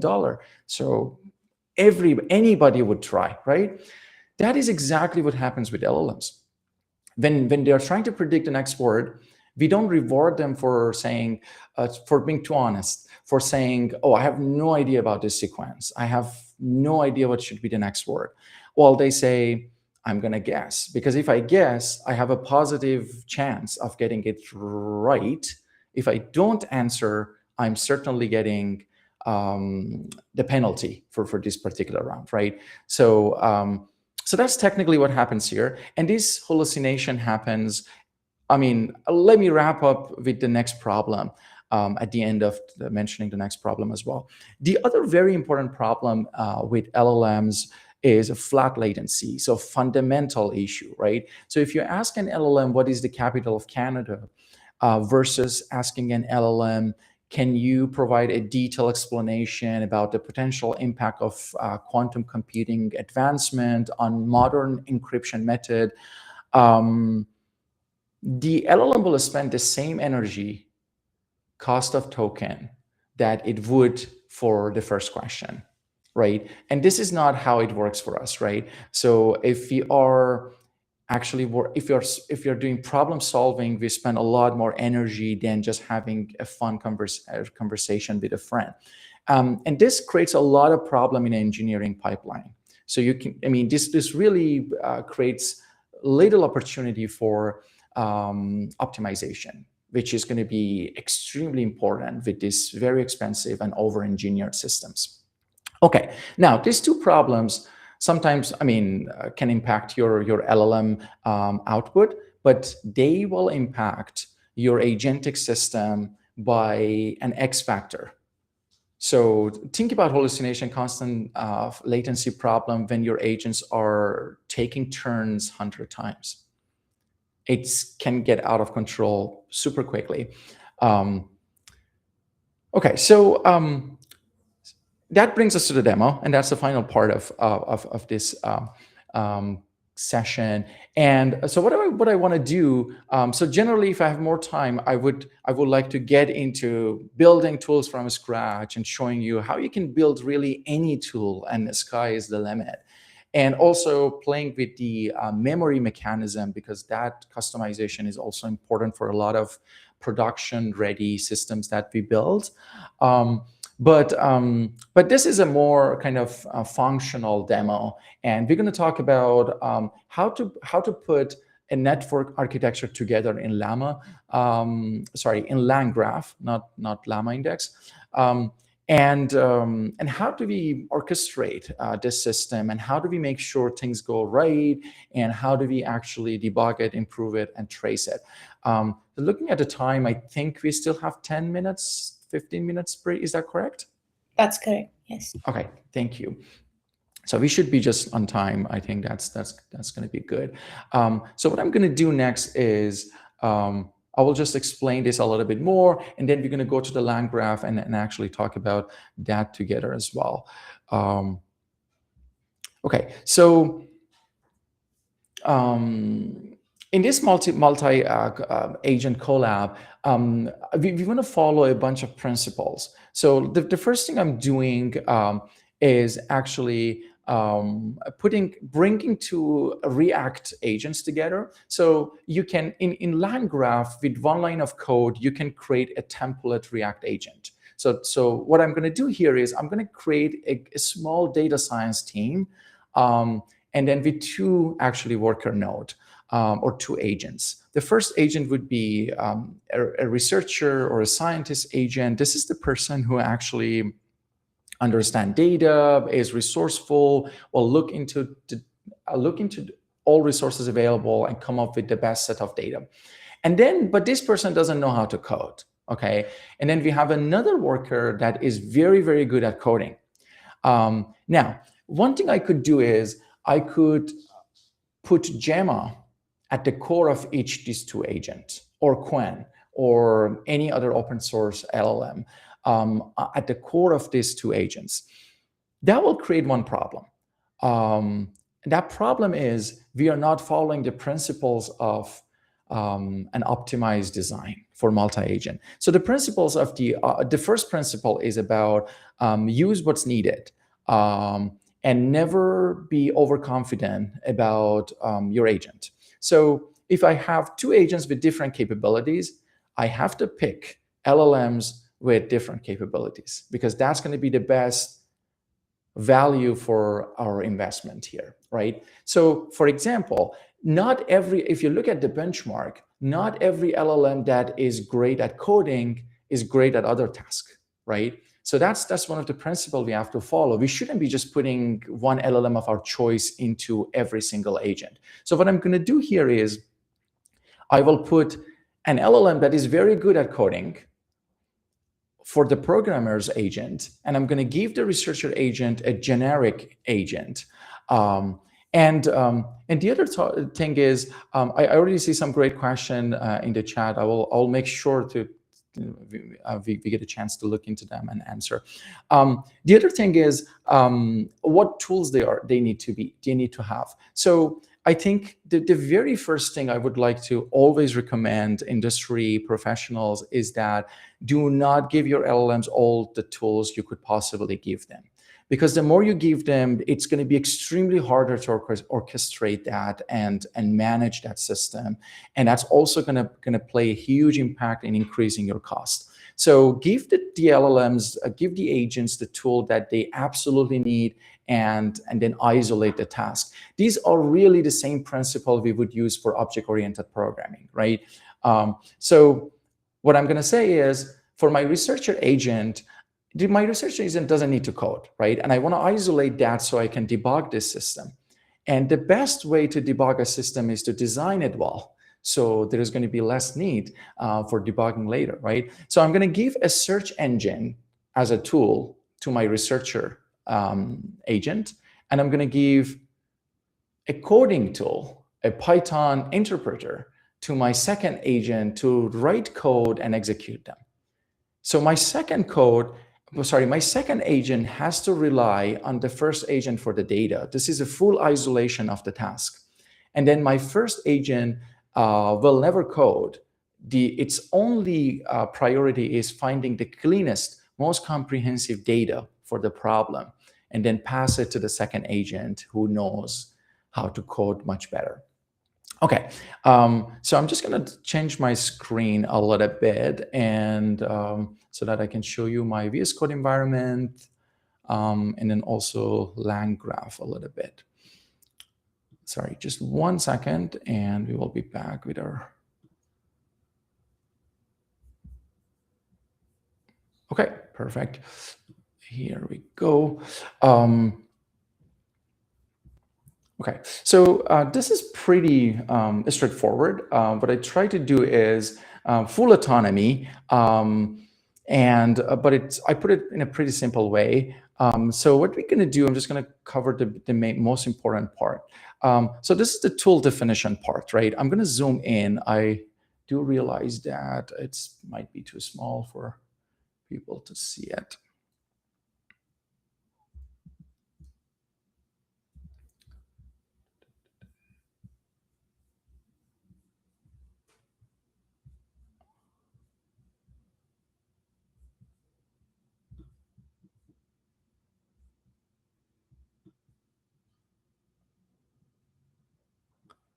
This might be a little bit better.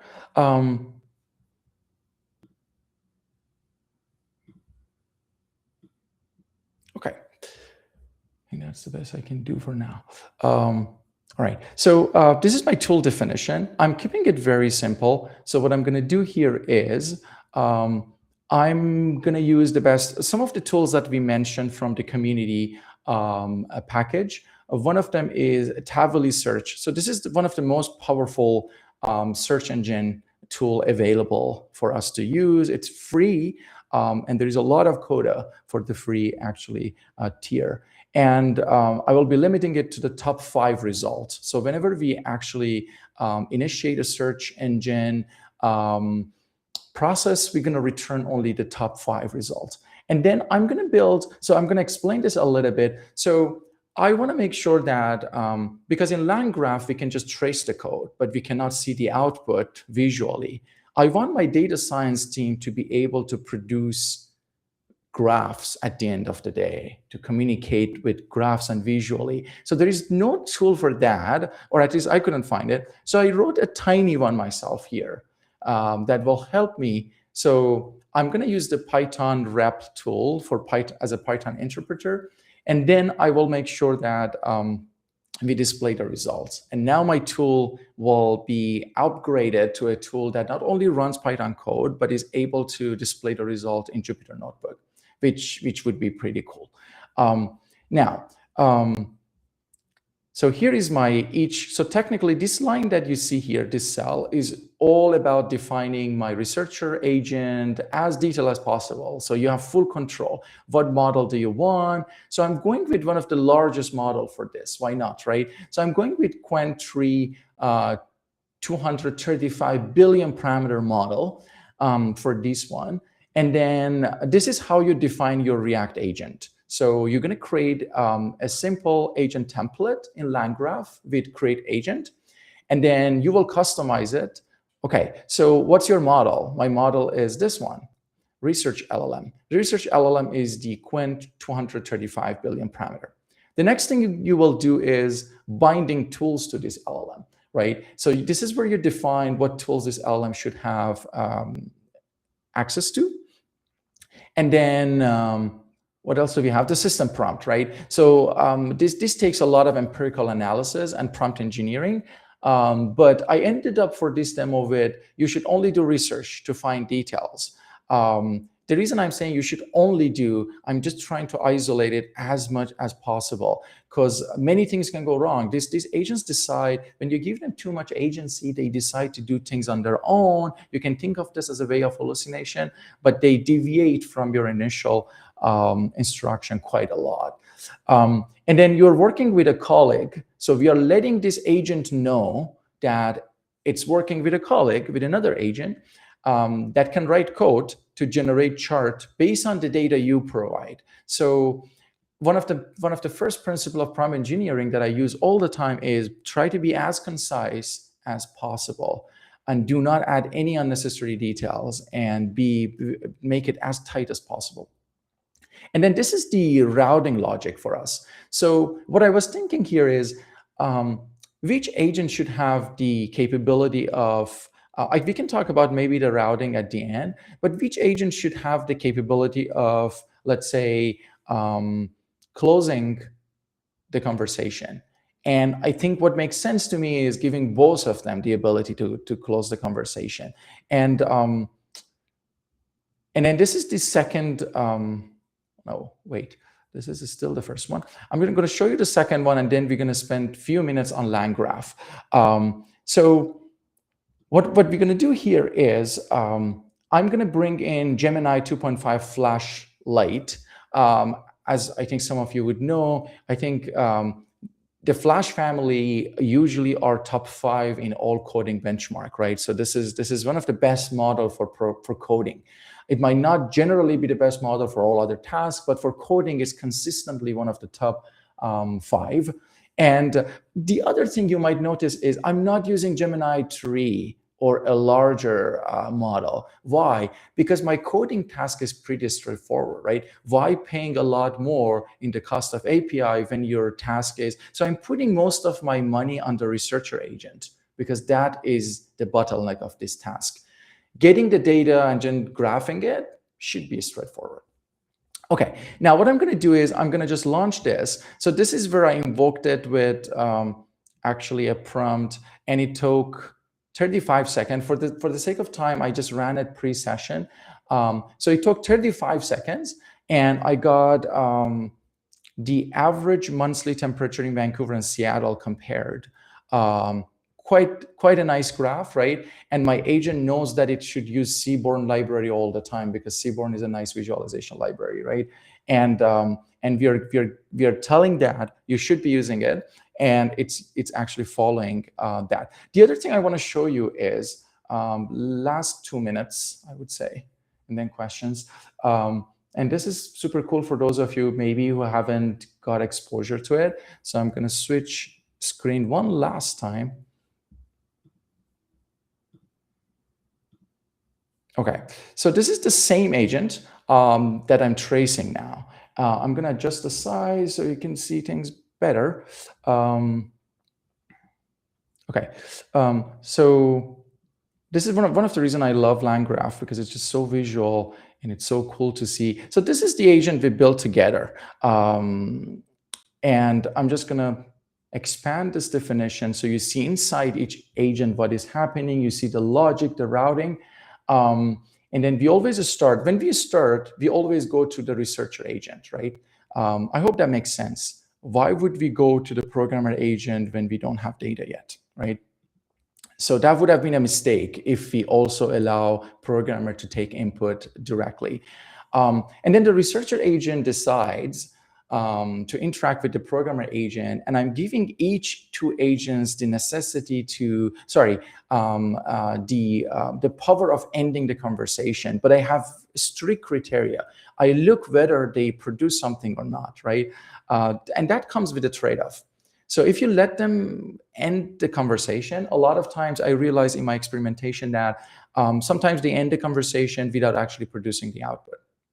Now, if you check for the object, prompt engineering is begging for compliance, right? But sometimes agents don't decide not to comply for some reason. So one way to force it is looking at the output. Do you see a visualization? If you see a visualization object, you can trust your agent to end the conversation. Otherwise, don't.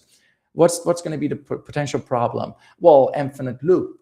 Let's say you're looking for some data that does not exist, right? And your agents are just trying so hard, and they can never end the conversation because you are asking them to output something. And until they don't, they will keep talking. Okay, so as our final thing here, I'm going to test this agent with you. I'm going to ask an interesting question that maybe some of us are interested to know. I actually get this question quite often. So why not asking this agent? So I'm asking this agent, find the average min max annual salary of an applied scientist versus a software engineer in Vancouver, and visualize it using a box plot. I hope it works. It worked right before the session, but I'm going to see what happens. So here you can visually actually interact with your agent and just look what happened. You will see all the interaction in live. So yes, I'm happy to share the source code and also the deck with everybody. So what is happening right now as we speak is already 17 seconds in, researcher is trying so hard to find the data. You might guess why, right? Because this is a topic that might not be easy to get the data, but I'm really challenging my agent to see what they can do.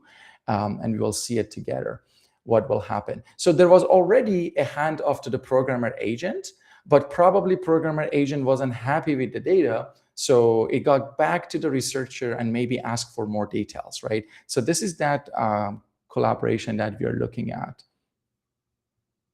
So you can see the agent is changing its search queries to find the right data, just like a human would do that, right? Okay, so it's over now, 41 seconds. This is very nice. And the only problem with this is because we are tracing, we can't be visualizing it in LangGraph, but in LangGraph, we can save the graph and visualize it later. The other thing I want to show you is you can trace every single run here. And there is a waterfall actually chart that will exactly tell you how was the handoff, how many seconds actually it took for each response, and all of that. So this is extremely helpful when you want to debug your system and get full autonomy and understanding of what is happening under the hood. It will also tell you the cost of each run. For example, how many token. I'm just going to go here and show you that as well. So these are the runs I did today, right? Some of them fail. Actually, it didn't fail. You can see the error. I cancel it, but you can see exactly how long it took for each of those, how many tokens we generated in each case, what was the cost of that, how long it took for the first token, and these are really the data that you need for further optimizing your system for eventually deploying it to user-facing platforms. All right, that's it. I guess we are on time. Happy to take question, Pretty, whatever you prefer. Thank you, Ryan. Yes, we have some time here. I do see some questions, and I did place a couple of questions in Q&A section. But I would encourage everybody, if you have questions, please feel free to unmute yourselves and directly interact. So I'll start with this question that's on top by Andrew. Where do you host, and what it took you to host a 200+ billion coin? Oh, good question. It's been for a very long time. I always go for, so there are two principles that I have.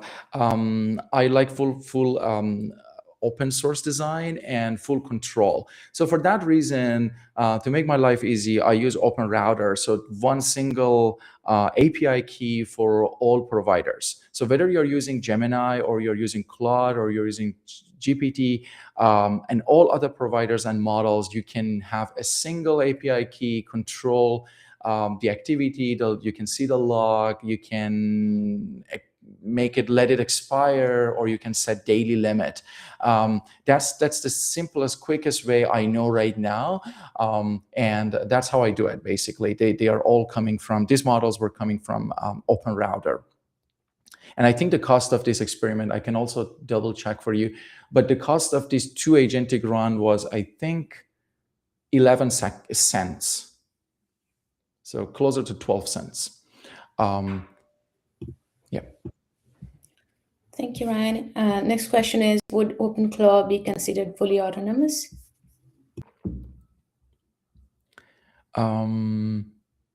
Sorry, I didn't get that. Sorry, can you repeat that, please? Yeah, sure. It's by Mark. Would OpenClaw be considered fully autonomous? Open cloud. The OpenClaw, I'm sorry if I'm pronouncing it wrong, but in the Q&A, Mark has this question. Yeah, hi, this is Mark. When you were presenting the 6 levels, the fully autonomous one at the bottom, number 6, Yeah. and it was just like, well, with OpenClaw or Maltbot or whatever you want to call it, would that fit into that category? And what do you think of its architecture and how it works? Right. So one of the things that is definitely very difficult for me is to look at the behind the scene of each of these frameworks, and I'm going to acknowledge that I don't really have so much details on how exactly they're doing it. But my understanding of almost 95% of all agentic framework is there are things that they share, there are things that they don't share, right? Based on everything available, I think 99% is technically a cyclic graph design, right? So you have a graph with nodes already defined, and then you can loop through this graph and in any possible way. So most our agentic system are designed that way. But level 6 of agency say that you have an agent that can build any tools that they want and use them. So I don't think we have that, because there's so much things that can go wrong. I think we are still in the experimentation phase of whether we can. I don't think they are. So that is the short answer. If they get level 6 agency, that means they have the ability to build any tool that they can use at any time. And that's really is the end of the spectrum. So right now what happens is you can give them 15 different tools, right? You can give them 200 different tools to pick and use, but it's still going to be level 5. It doesn't matter how powerful they are. It doesn't matter how much ability they have and how powerful the tools are becoming. It really comes down to we let them build their own tool. So there will be a function, for example, we tell the the agent that, okay, so right now what we tell them is, if you see this problem, consult with other nodes, right? If you need it, get back to any other nodes. If you think the answer is good, move on, and we try to quality check that. Now, the level 6 actually says, whatever tool that you need, if it doesn't exist, build it and use it. And that means all the permission you could possibly give to an agent, right? So it will, if it use your resources, it will use your API keys, it will use your data, your bandwidths, your IP and everything to build any tools. So you might end up having agents that are spending a week to build a super dangerous application that they want to use for something, right? So I really don't think we have level 6. I think we have it internally in AI labs for test purposes, but user facing, I believe we don't have that yet. Thanks, Ryan. So I know that we are already 10 minutes past time we blocked for you, but do you have another 10 minutes to address more questions? Sure. Yeah. Perfect. No problem. Thank you so much. So another question in Q&A is by Heyman. How do we evaluate how many tools we need to define for an agent to execute its goal? Yeah, well, that's a very good question. So how do you know how many tools do you need? So it's really, really empirical analysis, right? So the way I started is, I think starting small is always the best way to begin with. So if you, for example, give 5 tools or whatever tool that you have available to your agent, what happens is if you don't get the result that you want, you don't know which direction to go. Reduce the tools or increase the tools. But if you start small, you always know what to look for next, right? I think one of the first principle of the agentic design is design lean systems, right? So start with the tools that you think is absolutely needed for that agent, and then look at the performance, debug, look at the trace, and see why the agent failed. right? Another thing you can do is actually you can run some tests and fit all the logs to another LLMs and ask that LLM to analyze it for you and tell you that what was the major reason for most of the failures. And if you come to a conclusion that access to a search engine or a Python coding environment could make it easier for that agent, then by all means you do it, right? I think the short answer to that really is go by need, right? So start with something that you think the agent would absolutely not be able to do the task, and then add the second one if you need it. Otherwise, just keep them isolated. Thanks, Ryan. That is lovely. And there is one more question. Oh, I just lost the track. I'm sorry. It's quite interesting. Can you elaborate more on the judge orchestrator and escalation agents? How does the flow of data work?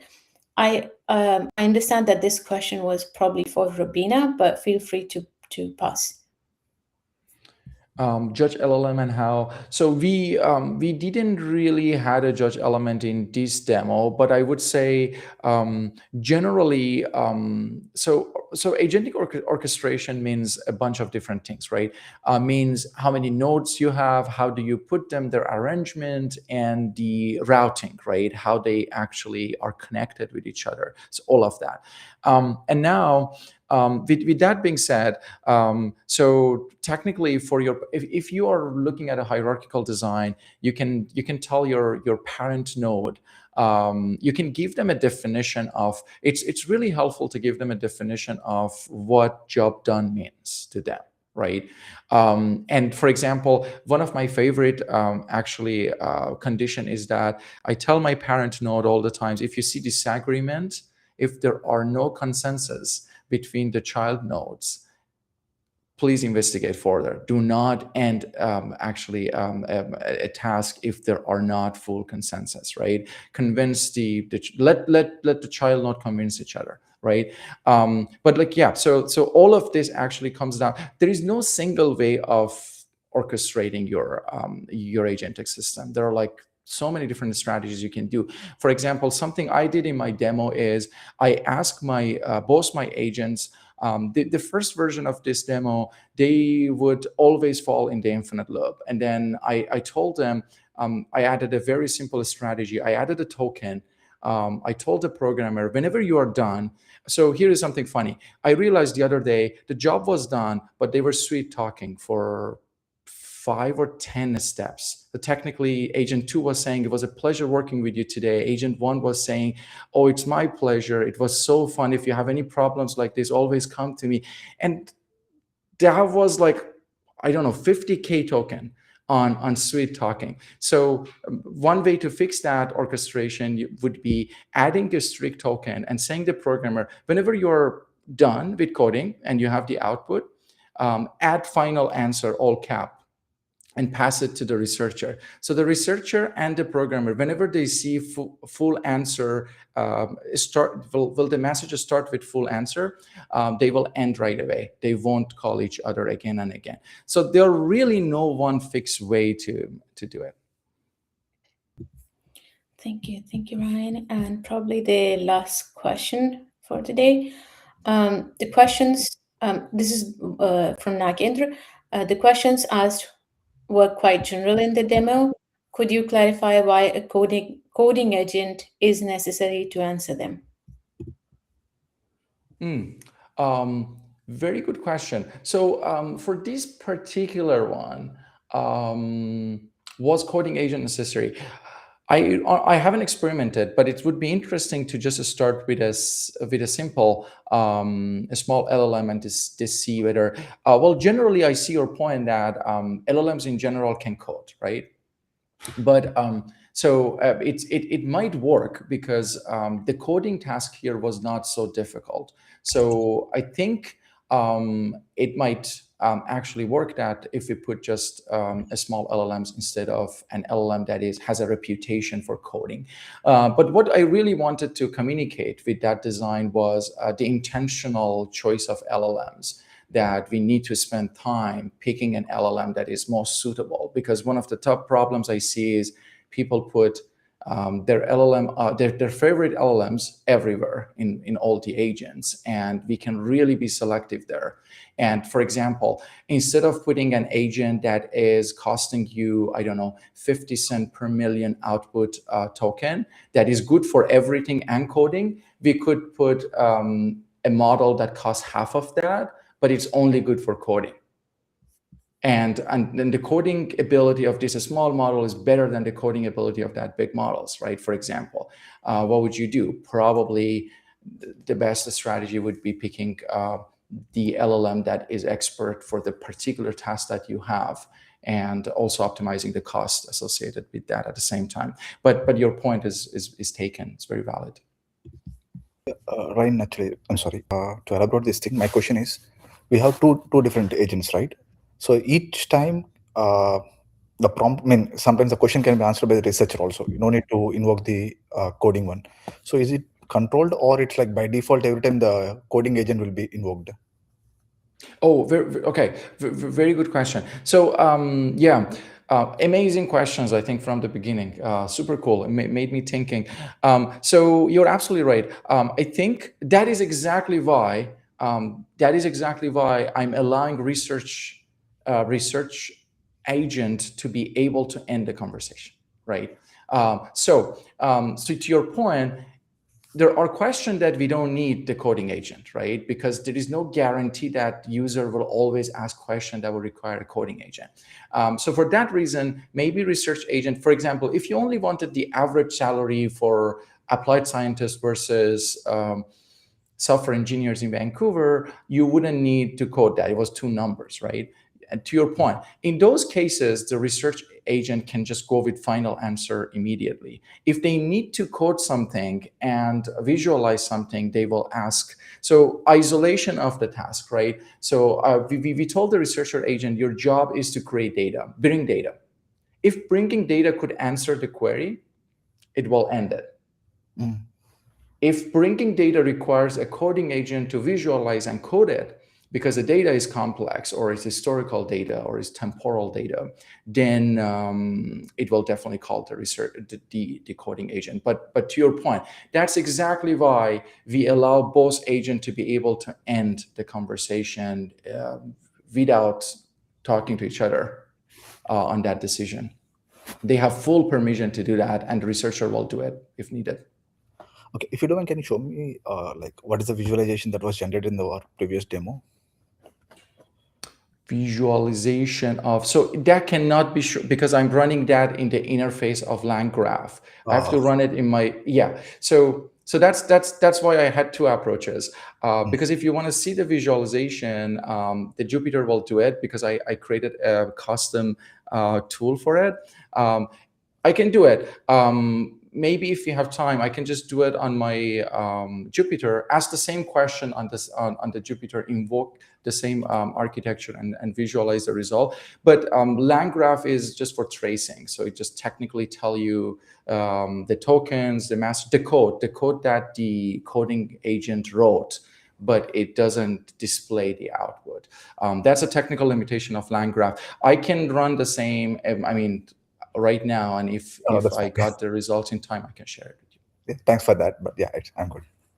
Okay, thanks. Thank you, Ryan.